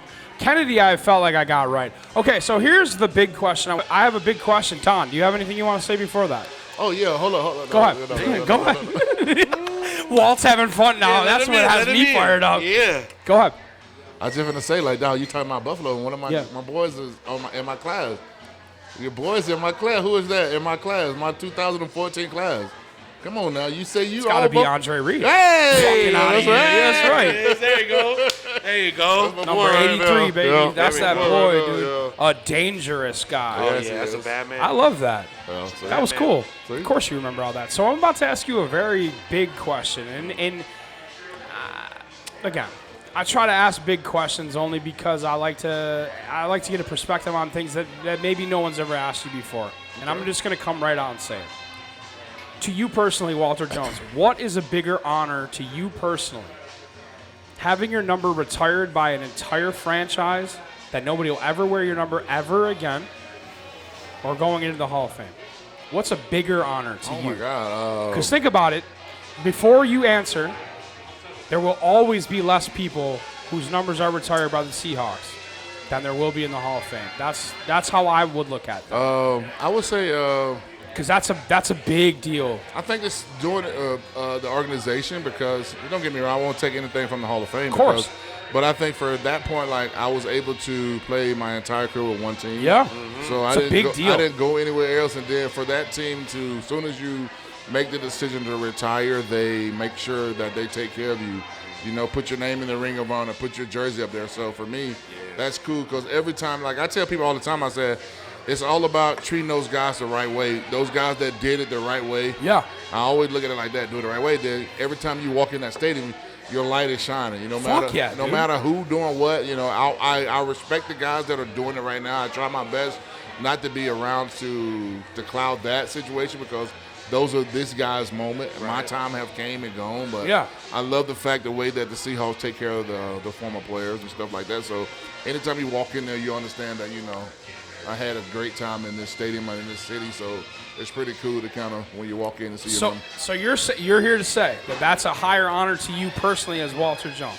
I think so. I think the Hall of Fame thing is something that you did already. You know that you had to take votes and people have to say okay, but still again to be in the Hall of Fame is awesome too. Of course, those are the titles that you want. But still again, I think when it's all said and done, if you did it the right way, even if you didn't make the Hall of Fame, you felt like okay, I did it the right way. I didn't get in trouble. You know the thing about me, I always look at my mom. Always told me, don't go out there and get in trouble. I don't want to see you on TV. I don't want to do that. So for me personally, that was something that I always took to key heart because I tell people all the time this. I say when you meet someone, I might meet someone for the first time, but they'll remember me for the rest of their life. Of course. And so if I go out here and do something stupid, those people will check in on you and say, hey, man, what's up with Walt? Walt's good. So for me personally, that's the realest shit that I've ever heard. So I'm okay with vicariously living, people living through me. They met you. And they enjoyed the moment that they met you, and they'll take that with them for the rest of their life. You want to know what? You just took a shot with my dad. Yeah. It's going to be one of the coolest things that he's ever done. And I would never want him to call you. I call you if something go down and be like, man, what the hell going on with Walt? What the fuck? Well, I just hung out with Walt. This guy's a fucking dickhead. No way, bro. So that means a lot to me to know that you think that way. I take that to heat when I'm out and about, when I'm doing stuff. You know, like I say, I tell people all the time, I love to be out, but I'm a homebody too. I love my home too. Of course you do. So sitting at home is cool too, though. So I'm glad that you said that because we've talked about it before how important in a number being retired it is. Yeah. And that's why I got bummed out when the Kraken retired. But then I tell people all the time, even though after you retire, you still represent the team no matter what. You know, if you've been I've been retired now, going almost 15 years. And I still represent the team. I still represent the league. I tell people all the time, I said, the league has been good to me. No matter how mad you get about shit that goes on, the league has been good to me. It changed my life, changed my family life. So I have nothing but the utmost respect for the NFL and for the Seahawks to give me an opportunity to do something that I love. That's so sick, too. And that you played your whole career here is awesome, dude. That's the best. So let me ask you one question about that before we take another break real quick. And then we're going to talk about October 27, 2024. We're going to talk about after that. Let me ask you this. Who's the next number that gets retired? Ooh, that's a good question, bro. I have my vote. It's a great question. I know who my vote is. Me too. Yep, absolutely. Don, think of yours. So it's so many numbers though. There's a lot of interest on. I would say maybe it's going to be between between 37 or maybe one of the. Wait, who is 37? Come on now. Oh, come on now. Stop, bro. You're too much. Damn it. Oh, Sean Alexander. Okay, yeah. All right. Okay. No. I had to be reminded. I'm sorry. I would say him. Not my fault. Yeah. Walt. It could be. It's between. Why hasn't that happened yet? I guess is what I'm confused about. Well, maybe that's why I didn't think of it. I have strong feelings about that. I think there's a lot to that, to like going back and forth, different teams and stuff like that. So I think they have an issue to do with it. But I would say maybe 3-7. If it's not 3-7. Maybe one of the guys on defense. Maybe I'm looking at one of the guys on defense. Could be Bobby. Maybe be the next one. Yeah. Yes, Bobby sir. or Cam. I don't think I hate about Cam. Cam, like his career ended short. Yeah, that's true. Okay. That's true. Agreed. That's fair. Okay, but if Bobby. But you're saying Bobby and Cam, do they all go then? I don't think all of them go because I think a lot of stuff that happens, like the conversation. Yeah, no. I think Bobby was the one that kind of kept his nose clean. Yeah, 100%. Played the game. Came back already. Team leader. He didn't go off the field and go like this to the coaching staff. That'll definitely keep you out I think there. a lot of that, That's passion, you go coach-wise, and I don't know if they'll put a coach up there. Well, coach wouldn't be a number. But still, again, you can do something. You can put his initials up there, PC. Yeah, you can put Holmgren up there. No, they're going to do that. Mike Holmgren, they should. See, I was going to ask about that too. But I think again. I think probably Jacob Green, Jacob. What he was able to do while I was there, man. Jacob was nice though. So I would love to see Jacob because he does even after he's done. He have done a lot for the Seahawks too, so that would be awesome to see Jacob up there too because he was here when we wasn't that good. Like was a good player, you know what I'm saying? So I would say Jacob Green, but. So if you had to guess, if they were to do one this year, it could be Sean Alexander's. What your vote would be? That's your vote? If you had to guess. If it was going to be this year, it would be Sean Alexander. If you had to pick somebody this year? This season, they need to get asses in the seats week 5. It's Sean Alexander. Is your vote? Dude. It's not going to be Bobby Wagner because he's still No, he's still playing, he's still though. playing. So, Crazy. That's a crazy move, by the way. Washington? Crazy. That's crazy. That's a tough call, bro. Like I would say, Dude, yeah. let him do his I thing. would say yeah, though, because Yeah. you know I think what he was able to do here, MVP, got us to the Super Bowl. For so sure. the numbers are. And he broke what record? Not rushing. It was the touchdown touchdowns. record. Yeah, so, And but I wonder then why. The Damien came back and broke it the next year. Though. It didn't help it 1 year though. I wonder why he was able LT to. came back and broke it the next year. No, though, LT so. was a fucking different kind of guy. I would say maybe Sean, and because you know what he was able to do, you know, kind of things kind of turned around when Sean was here. So I would say maybe Sean. I don't know. I think my next question, before he says what he's going to say. Hold on, who you say? You didn't give your answer. Yeah. My answer's not the next. My next would probably be, I stumbled on the number, but Sean Alexander makes sense to me. I think Marshawn Lynch goes in very soon. Yeah. Tell me why. No. Because he left? I don't think he was just here long enough, though. Even though his numbers are great, but consistently he was only here for, 4 or 5 years? Yeah, but so let me say this to you. We've talked about this here before, and I'll bring it up again. Made a splash. Don't. Don, I know you're going to get mad at me. Hey, man. Don gets mad at me about this. You Here comes another clip. You know how I feel. I know how you feel. I know how a lot of people feel, and I have my back. I stand on You saying this. jersey retired or number retired? Number retired. Ooh. 24. Oh. That's it. But here's the thing. I've said here before, and I said it to Lofa when he was here, and we brought up to Sean too, and Sean didn't agree. Lofa did.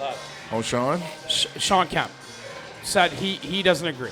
On I what? said the most important number 24 in Seattle sports history is Marshawn Lynch. And we quickly helped him understand that Ken Griffey Jr. I never said wasn't important to the city of Seattle. He is. He's important to Whoa. baseball. the most happened? important. No, just number let 20. me Let me us clear out. it. Just both of you stop talking and let me talk to Walt for a second. Who? What I said was the most important athlete to wear number 24 in Seattle sports history is Marshawn Lynch because he brought a championship and could have brought 2 in a row to Seattle. Ken Griffey Jr. is unbelievably important to Seattle, of course. He's unbelievably important to the history of baseball and to Everything. everything, of course. But in Seattle sports history, there's one guy that wore number 24 that was a factor in a championship. But that's Wait. like. Go ahead. No, give us your take, because That's just like this will be something we bring up every time You're now. putting one moment in time, like Of course, but Ken Griffin yeah. was here, like Yeah, well, the kid, bro. The kid, bro. Man had his own shoes, bro. he did. It's a fact, for sure. Eddie was the one who brought the hat to the back too. Yeah, sure And he did. done climbed the wall against Okay. 1,000 Okay. enemies. This is what we want. You know? We want real answers to this, and we're getting it. Hey, no, they. So you said 24. 24. Don't get me wrong though. If they would have won 2 in a row, bro. Don't get me wrong. Beast mode is Thank you. it's like a bow, but come on now. So you think if they would have handed the ball to him that second Super Bowl and he Hey, would man, have, you got to do a woman call, man. I like that question though. That'd be a good Twitter poll right fun, there. dude. Like, That'll get him what talking. it got is a the lot of most people important fired up. 24? It's Ken important. Griffin, but then some people like some sports people know stuff that I don't know about. Yeah. They'll start bringing up stuff that really don't matter. For I'm just real. talking about things that you just remember. And like I say, a lot of these people are I call it 2013 fans. 2013 fans. I call them new. Quote that. I call them new uniform Yeah, fans. I'm just kidding. it's a fact. No, I'm just kidding. I don't No, know. trust me, bro. That You're was being solid. honest here, That was Walt. So solid. we asked you to do, and that's what I. Like you say though, like some people, all they know is the new uniform. They don't even know the old school uniform. They don't even know that ugly blue we wore. Yeah, when They I don't was even playing. know the that color. joint. They don't Well, even know that. they wear it now. They People don't know love the it. silver helmet. No, People- I'm not talking Oh, about you're talking about the slate joint. that blue. I don't know what color that blue was. I don't know. I like that one. I'll put the To Pantone me here. personally. Yeah, throw that Pantone. But then the old school units, they don't even know the retros are clean. No, they though. don't. And They I don't was- know about and I any of used to that. clown The on when I retros came were here. though. crazy. I used to clown on when I got here, bro. Like, man, The these are retros? trash. Your boy- clown were on you- When I first came here, I thought they was trash. The bro. retros or the light blue? He's talking about when I first got here. Yeah, when he Yeah. first saw here, it's like, like man, a these are slate. trash. Yeah, No, it slate wasn't is what they call it. That old school blue, that was kind of that old new, like not Yeah. that. The that royal blue. blue you're talking Yeah, about. yeah, yeah. The royal. No. Well, that one dude decided. I almost wore a Wagner That's right there. today. No, yeah. It was they call it slate. I wish it was up there. Yeah, why don't we have? We got to get some Because jerseys it's trash. They don't even put it up. down. Walter, bring us one. We'll put it up on the They wall. don't fuck with that. They really don't. It's not on display It's not even anyway. on display anyway. Well, now that I'm thinking about it, why aren't people repping that more? Oh, good. This is the 2013 fans. Just like he said, that that's run your this trash. shit, It was bro. just like a blue that was like, ew. It was a weird blue. No, a you're weird right. blue. Slate blue. Yeah, that's And what they now call they it. like that new that like everybody know that new unit. That was like top. That was a Action green, bro. I hate the action green though. I don't like the action green. I hate it. I I think boys don't like all them colors, bro. it's too bright to me. It's just it's too like highlighter. Yeah, it's weird. And you want to know what they could do is if they were to yeah, no, not that one. No, Look you at gotta Sean go- Alexander. The next one. Yeah, the next one after that. 2002 color. Yeah, exactly. I didn't mind that. My Sean Alexander jersey I have is that. And I didn't know his number. I feel like all those. Now you can't even find it on. You can't even find it on. It's tough on here. Son, they Yeah, really that's right, the disappeared 84. that. There it is. That color, That's it man. right there. Yeah. 84. That was- Hold on, weird one. 84. It's a Don't weird tell me. Statman Rod behind you. You will never get 84. I'll get 84. Yeah, you wouldn't have got 84. I almost said You Joe wouldn't have got Jaravicious. He was 87. Oh, terrible. You wouldn't have got 84. Joe got us to the Super Bowl though. That's what I'm trying to tell you. JoJo was a beast though. Find out 84 right 84 there. I mean, I already know. I I know know who it who is too. It's Bobby who's- Ingram. That's a who's Manzana. TJ Husmanzada, that one right there? And Bobby Ingram too though. But Ingram, yeah, Okay. Ingram's our boy. But that There you was go. that one right there was. Okay. All right, how about this? Let's take one more. Let's Who's take, your mama? that commercial was unbelievable. Usman Zilli. Oh yeah. Hey, it was pandemonium when he came in. For real. So that was big. Man, all right. That was we're big. gonna take another break real fast, and then we're gonna come back and we're gonna talk about October 27, 2024. Let's do it. Stitchgod Sundays. Well, we are having too much. Wherever we ride, what's up? Trident's up. Ready, we sliding up. Crack of the bat, pitching with speed. Come and ignite the love. Know where you at? This is my team. Like, after games, did you stay up? Like, did Yeah. you stay up all night? Yeah, because you got adrenaline too though. You're rushing. Yeah. You're thinking about the play. You think Gas. like, Yep. man, what the coach gonna say to me tomorrow Yeah. on this fucking play here, bro? Right. So, but then like as I got older, it was fine. Like you know, I got to the point where I was okay. Like whatever. Yeah, they're not gonna tell you anything. Hey, You're the best I of all. got to the point where it's like you hear the good stuff and the other stuff is in one ear out the other. Like a lot of time I used to tell younger guys, you have to understand what he sees. Sometimes I think coaches have it in their repertoire. I think it's a book somewhere. Yeah. Today we're gonna go off today. We're gonna give them a hard time today. Yeah. I don't care what crap is. Everybody's feeling good. And Holmgren was like that. But I think sometimes coaches have it wrote down. Today I'm gonna get in their ass Yeah, today. yeah. And no matter what you do, Yeah. some days you feel like We ran Do you after feel like that was games, good? Walt. I thought it after was just like it's just like you're just trying to learn the game. So you're thinking like, man, we had a good practice yesterday. So why the hell is he cussing us out today? Yeah. Do you ever? Can we leave this part? Yeah, we're going. We're going. Yeah. Okay. This is good. Do you think that did you ever have a moment where you had a coach? So I know you played for Mike Holmgren. Yeah. Do you ever have a moment where you're like, this dude didn't do this. He didn't play like true. He didn't play I at this don't level. know. No. I look at Because it. you as- respect your coach, obviously. I respect coaches because Yeah. coaches. That's like a lot of people ask me what I coach. I say don't do. I say I take my hat off to coaches because they don't know how to turn it off. Yeah. Coaches don't know how to turn it off. They can be out doing something with the family. They can be thinking about a play that happened Yeah. during the season. 100%. I don't want to do that, bro. Like that's why you don't see a lot of athletes. You know, most of the time, like I tell people all the time, I said when you go to play ball or like you out with guys.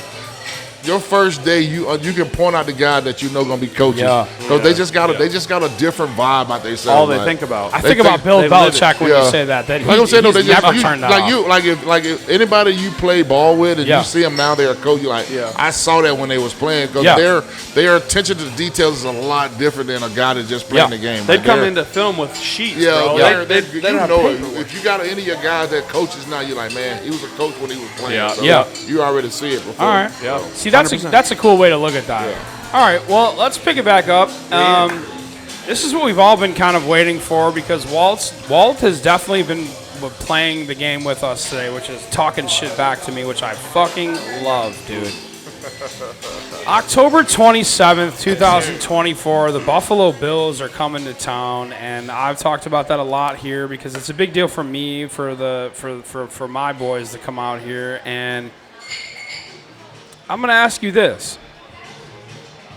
First, are you going to come hang out with us, or are you going to be busy that day? What do you mean, hang out with you? We're going to try to do this at the Bills tailgate.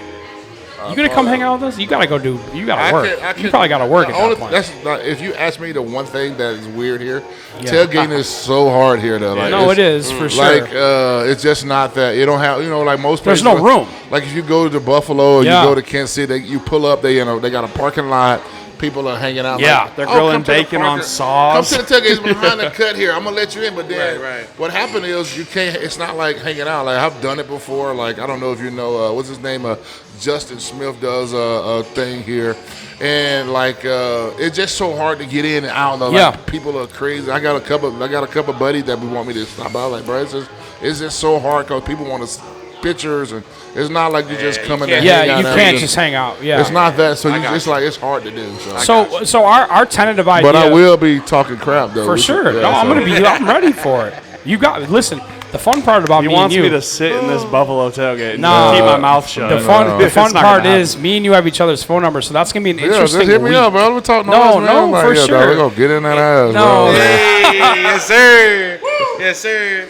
Hey. Then my PR guy gonna call me like, "Well, you was cussing too much." Excuse me, on Walt. that. We're not allowed to say that about the Bills. We gotta be professional. But then you could say, "Well, Stitchgod's got nothing to do with those." We're gonna Fuck that. I'm gonna give you a shout out on the TV show. We beat that. Do you have any idea how happy I would be if you guys win? If you get on that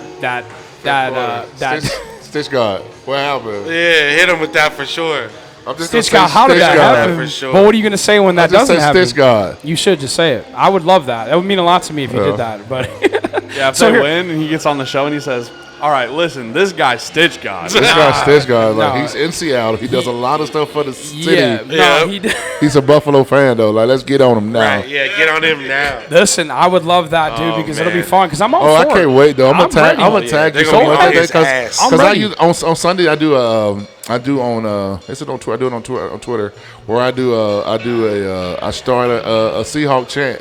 So I'm gonna tag you in it. So now you get all the Seahawks. So basically, what happened? I do one post. I go see. Then everybody that responds Hawk, I retweet it. Okay. So I'm gonna tag you in it. So now you're gonna get everyone. I wish. Am I gonna have to make a Twitter just to do You that? know how to, bro. Can you do it on Instagram? That's where I'm at. That's where you can find me. Hey, I'm all for it. But see, the reason why I do Twitter thing because it's like when you're doing it, when you repost, you get alerts. So it's like literally if you're sitting there and it's just going boop. Oh yeah, and no. then like it's like some people are like, hey, Walt, you need to stop it. Like, well, you need to stop following me because we're gonna like we ringing it up. A lot of people love that. it though, but like so every time they retweet my post, they gonna repost Stitchgod. So you're gonna get it every time. So wait, all right. If you're telling me to do that on Instagram, we should do it on Instagram because I'm not on Twitter. I'm not a Twitter guy. I have to figure out how to do it on Twitter because Twitter is a lot easier because they can. We'll get a Stitchgod Twitter. Yeah, we gotta get It's like that. We'll get that going. We'll get that just going. Like when you're sitting there getting ready to go to this game, it's just beeping. Beep. Yeah. So we're doing that. We're doing that. We're turning the notifications. Can I mute Walt right quick? I need to mute Walt, man. He's like killing me. Nah, no mutes for this shit. No, I'm never gonna record mute that shit. I want every bit of it. Trust me, because I like I said, I know you're gonna come back hard if they win. I'm gonna go crazy if they win, dude. And I'm telling you right now. But like I told you before, if they win, Paul could put me through a table. I just had to find out where you're at after the game. When I get done with the show, I have to figure out where you're at. Where the Buffalo Bills at? Where they at? Where are they? Me and Walt put Don through a table? That'll be sick.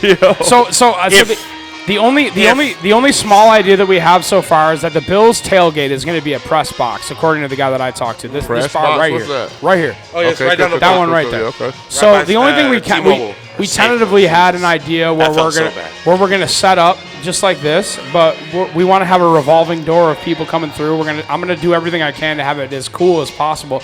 But again, we're real far off from that. But I guess the reason why I wanted coming up.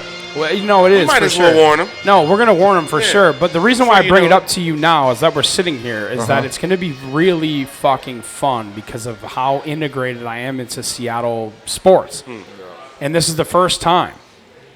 It's gonna be fun to me. Okay.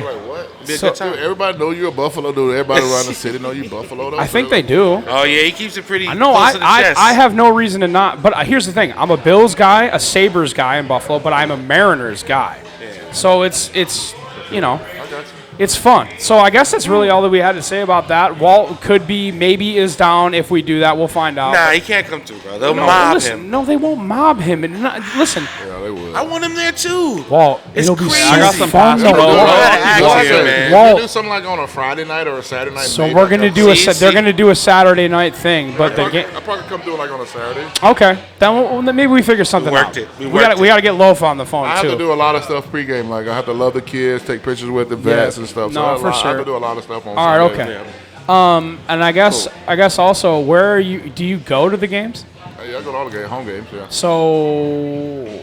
You asked me where I sit at? No. I don't know where I'm going to be sitting yet, though. So I might have to come find you during the game, and especially when the score is like 28-0. I'm going to be like, "Hey, Walt, where are you, buddy?" It's 24-16. I'm telling We'll you. be talking noise. It's going to be crazy. Okay, so here's what we're going to do. Come on. First, I want Walt to tell me what you're up to right now. Tell me what this is that you're wearing. Man, tell me that right now. Oh, this what is brand. that? This Tell is me my your clothing brand, man. Best to ever do it, man. I just came up with something, man, like a couple years ago when I first retired. Yeah. I was like, man, I should give me a clothing brand. So I just wanted a brand that speaks to me, speaks to anybody. Like the cool.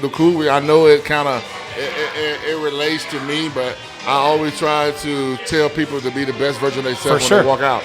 Yeah. So a lot of times people don't understand that part of being your best version. Like no matter what you're going through, and like I come from a family where my mom used to say, "Hey, what goes on in the house stays in the house." So when you walk out that door, who you supposed to be. You represent your family. You represent your team. So I just try to tell people to be the best version of yourself. So go check out my brand, man. Where can they find that? They can find that on b2edi.com, man. Best to ever do it. I'm working on some new stuff right now. You know how it is. You get to a point where everything is good.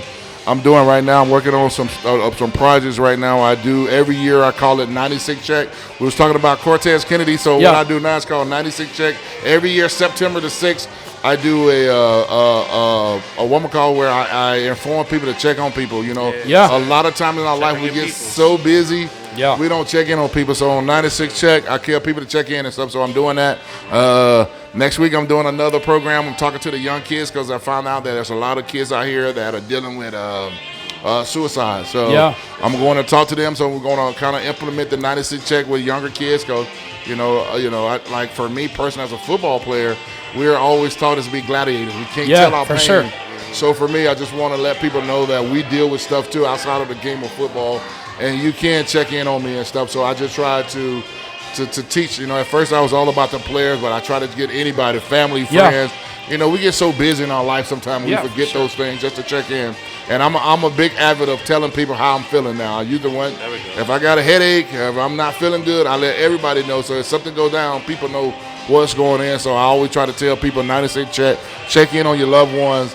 Check in on your family, your friends. Make sure that they're doing good. Yeah. You know, just to find out, just to check in on them. So that's the things that I'm doing right now. I love that so much because again, that is 91% of what the brand of Stitchgod is. Because I am somebody that struggles with suicidal thoughts and depression and stuff like that. And I'm very open about it too, for the same reason that you are, where you just want to make everybody just aware of it. You know, just to be aware of it. You know? It's everybody that deals with it, so you shouldn't ever feel alone. So if there's anything that I personally can do to help you with that, appreciate it, brother. Do not even for 1 second hesitate. Bro. I'll do whatever I can. I'll go talk to people too with you, man. Fuck that. I would love to. Bro. And I think the cool thing about the NFL does a great job. Right now, we recognize every 6 we recognize something. Suicide. You know, for me personally, my kids, high school, they had 3 kids in their graduating class through high school, through everything, that committed suicide. So I've been around it. I know it's a tough conversation, but you know, I just want to let everybody know it's okay to talk and to let your feelings out, what you got going on. Especially as a man, it's one of those things, man. Where it's hard to talk and be able to say your feelings and stuff. So I try to push that along. You know, we come off as a gladiator. We got to, so we just try to change that. Well, good. That narrative of. I love that, dude. We can't have feelings as men. We can't have feelings, and you know, it's not. But we do. We do. We definitely do. A lot of stuff going on. I fucking love that, bro. It's a lie if you don't have feelings. Yo, that shit is sick, dude. Yeah. And just to make sure I'm not misspeaking, it is in honor of your brother and player. Cortez Kennedy, man. He passed away, man, and the thing about it was, and the reason why I got the 96 check was that Cortez would check in on me no matter, because he lived in Florida during the off season. And he would call you like at 2 o'clock in the morning. You'd be like, man, what's going on with you? Like, you thinking something wrong? He's like, no, man, I just want to check on you. So when I went to his funeral and you kind of meet his family, and everybody was sitting around talking, and that was the only thing about it. Say, man, he always would check in on you. So I was trying to find homage to give back to him, and I came up with 96 checks. So I love that. And you want to know, I don't want to get emotional now because what you just said just kind of just hit me. I do that too. Yeah. I'm always checking in on people, and you want to know. I don't want to speak for Cortez, but I can tell you right now, as somebody that came close twice in my life,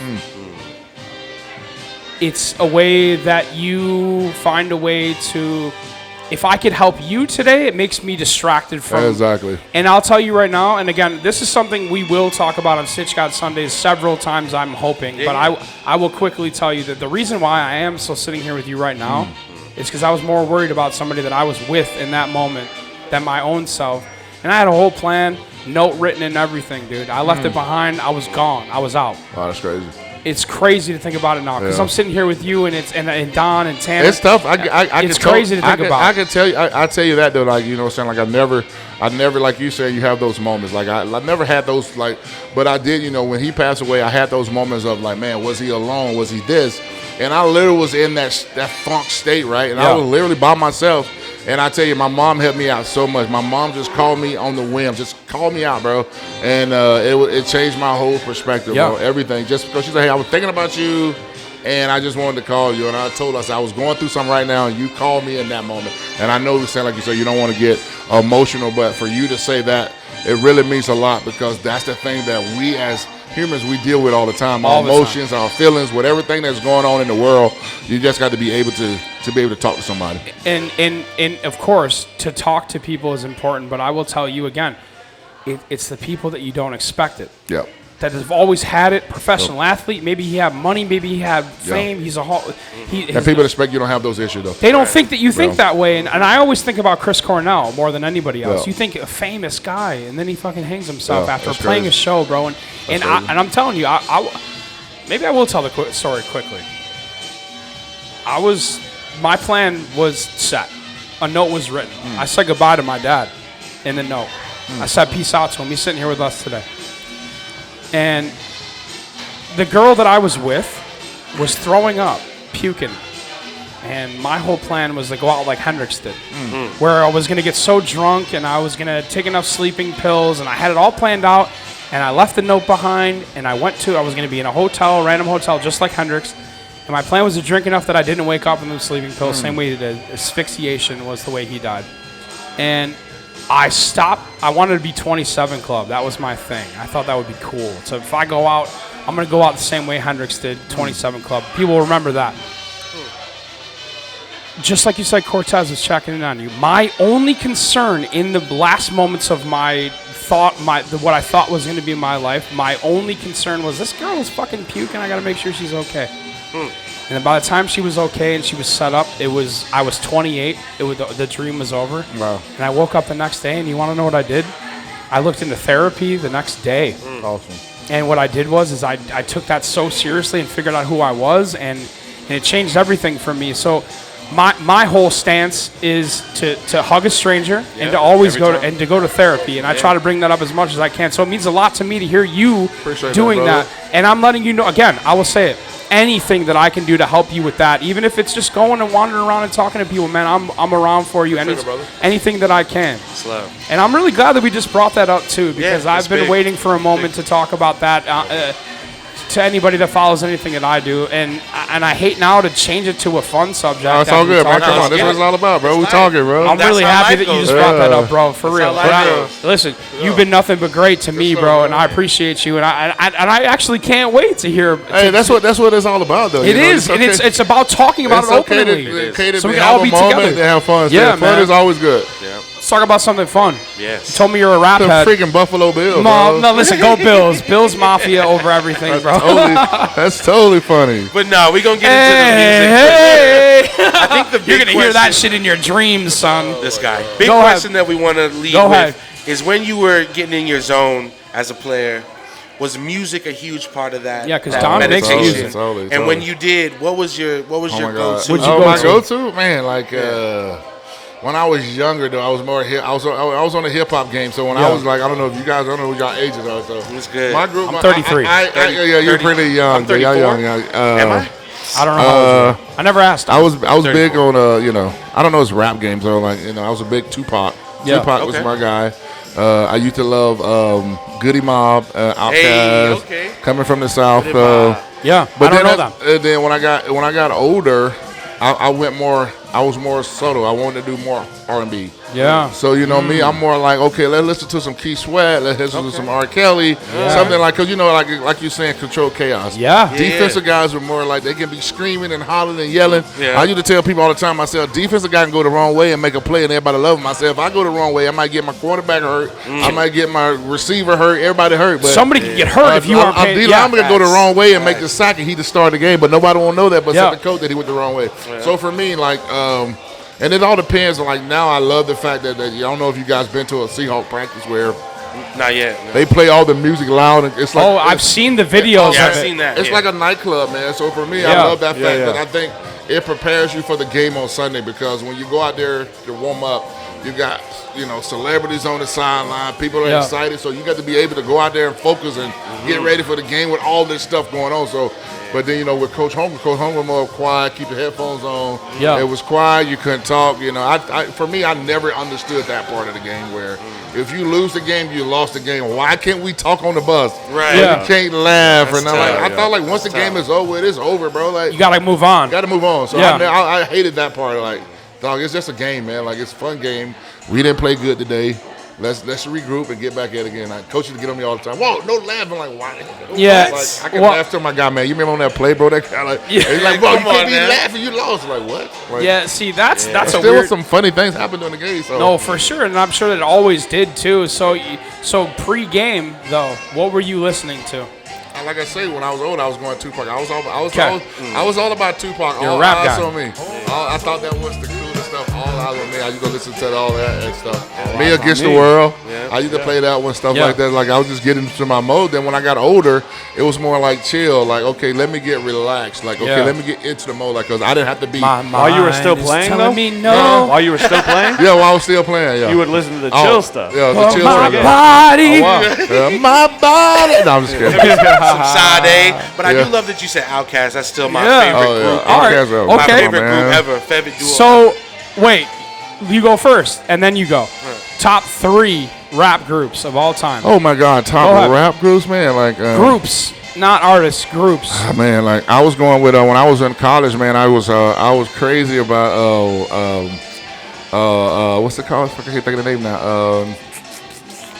Because I started dating this girl because she used to like, I got the R. Kelly going in my no, I know you're locked It was like Bonita Applebum. What's that? Yeah. That's all we needed was a song. All we needed was a quick little song joke. I'm telling you right now. Yes, sir. So Tribe Called Quest is on your list. Yeah, Tribe Called Quest is on my list. Because that was more like when I was in college, though. I was dating this girl, and like, that was like, they all listened to it. They was down from Miami and stuff. Yeah. And then, like I say, I grew up on that East Coast shit. Some 2 Live Crew. Okay, so now we got 2. But see, I get nervous to say that because I don't want no kid to go and get some 2 Live Crew. That was like that was some wild. That was stuff. like my, that was like my P for me back then. You know what I'm saying? I got you. You know what I'm saying? Hey, that was real. Facts. It's a fact. That was like something you could go listen to in the back because you know mom could listen to it. Sure. Okay, so you got 2. Give me one more. Rap groups of all time. Don, you're after him. Go ahead. I got you. It's so hard though, rap groups though, like there's a lot of them, dude. That's why. There's a lot.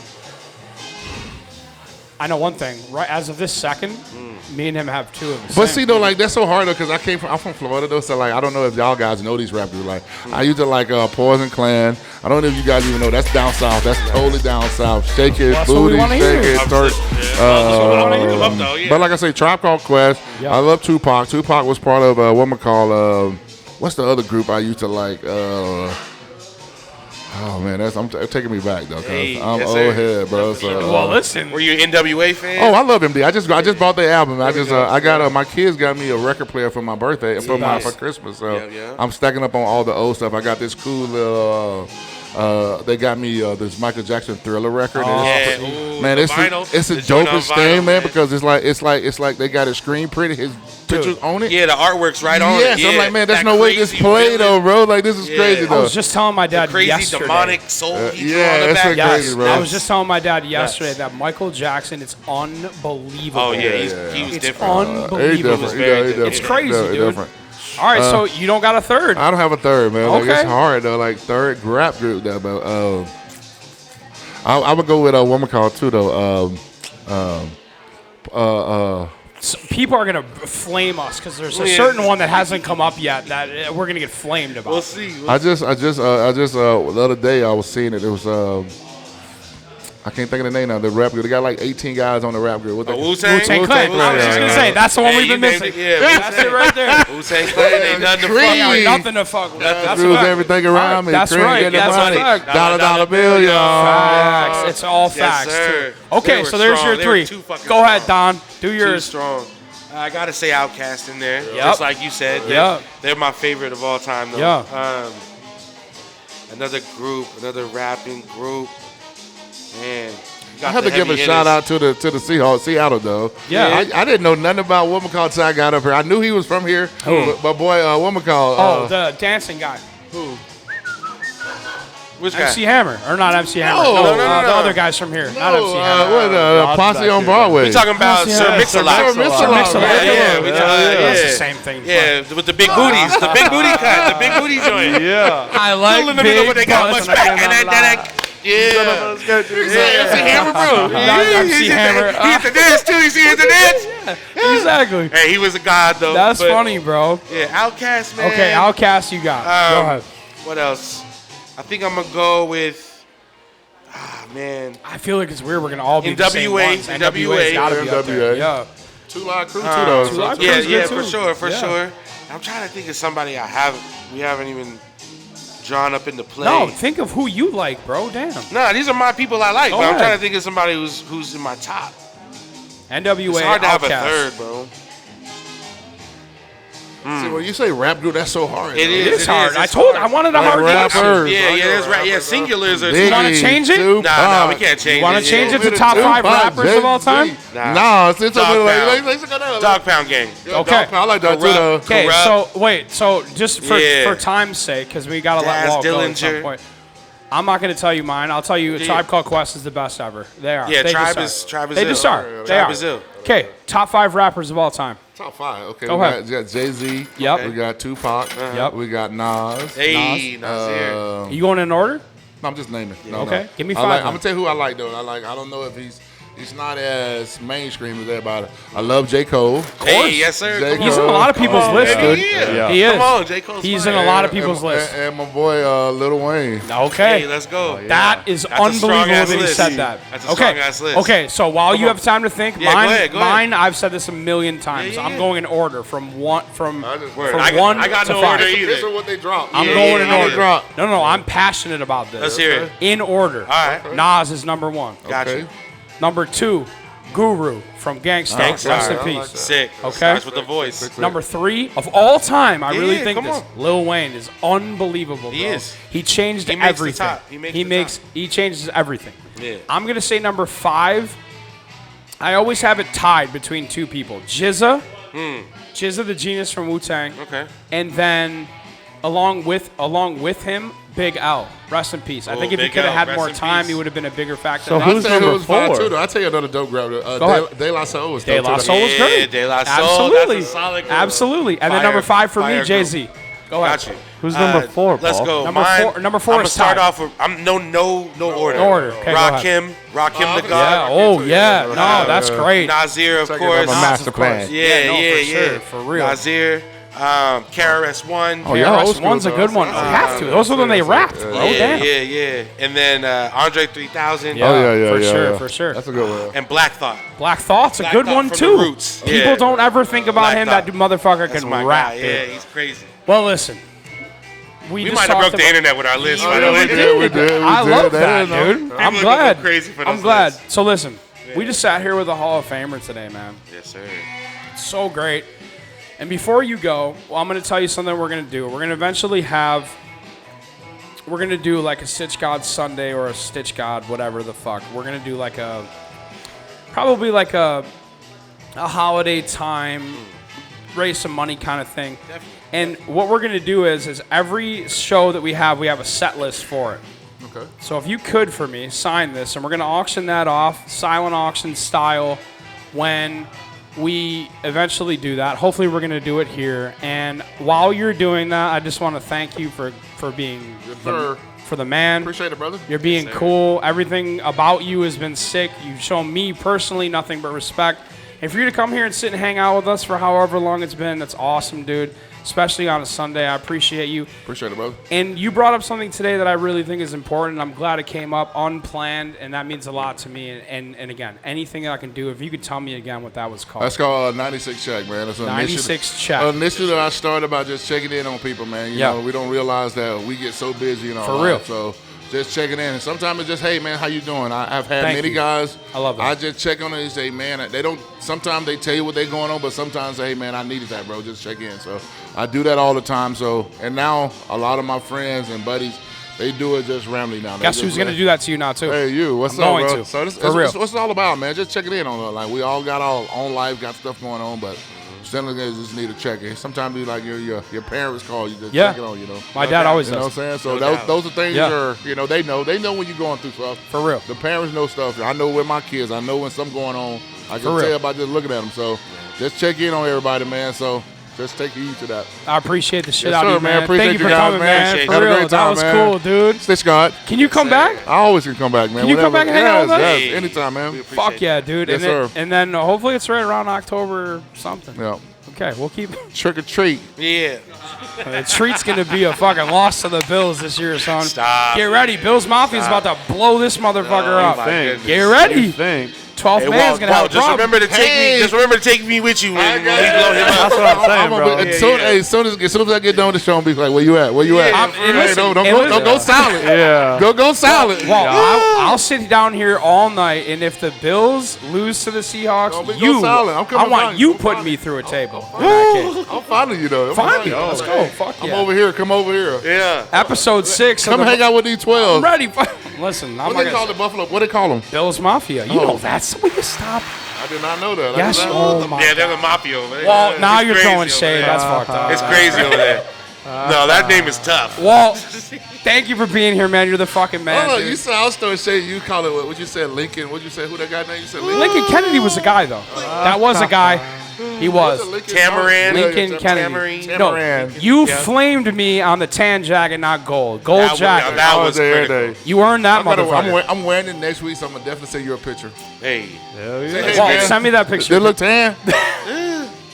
We're gonna do the poll too. All That's right. gonna break the net. On that note, Walt, thank you for being here. Seriously, man. Appreciate for it, real. brother. Shout out to Hooverville for having us. The fucking sir. best in the business. Big and crazy on all socials. Big N. Crazy with a K. Facts. Don Dishes has got an anthem coming soon too. Check Hopefully for next it. time we sit here, Trident's up. We're gonna be talking about that at some point. And again, thanks to my fucking dad for sitting here DB. too. DB, the fucking legend, dude. Hey. Fucking A, man. Yes, sir. And listen, we're gonna come back and do it again hopefully soon. Walt, do your thing, man. Appreciate it, you, brother. No doubt. Stitchgod Sundays. Fuck yeah, dude. That was great. That was good. That was a fun one, man. Awesome, man. Appreciate it, brother. Yes, sir, man. Hell yeah. I meant that too, by the way. Yeah, what that? Anything I can Oh, help yeah, you I with, will. for I real. got you, brother. I want to do it. Appreciate you, my brother. That was quality. Real talk. The realest. Just straight real talk. Fire. Ready, we sliding up. Crack of the bat, pitching with speed, come and ignite the love. Know where you at, this is my team and we came to light it up. Together we tighten up, forever we ride, what's up? Trident's up, ready, we sliding up. Crack of the bat, pitching with speed, come and ignite the love. Know where you at, this is my team and we came to light it up. Together we tighten up, forever we ride, what's up? Trident's up, hey, hey, Trident's up, hey, hey, Trident's up, hey, hey, Trident's up, hey, hey, Trident's up, hey, hey, Trident's up, hey, together we tighten up, forever we ride, what's up? Trident's up. Trident's up. Trident's up. Trident's up. Trident's up. Trident's up. Trident's up. Forever we ride, what's up? Trident's up. Ready, we sliding up. Crack of the bat, picture with speed. Come and ignite the love. Know where you at? This is my team and we can align it up.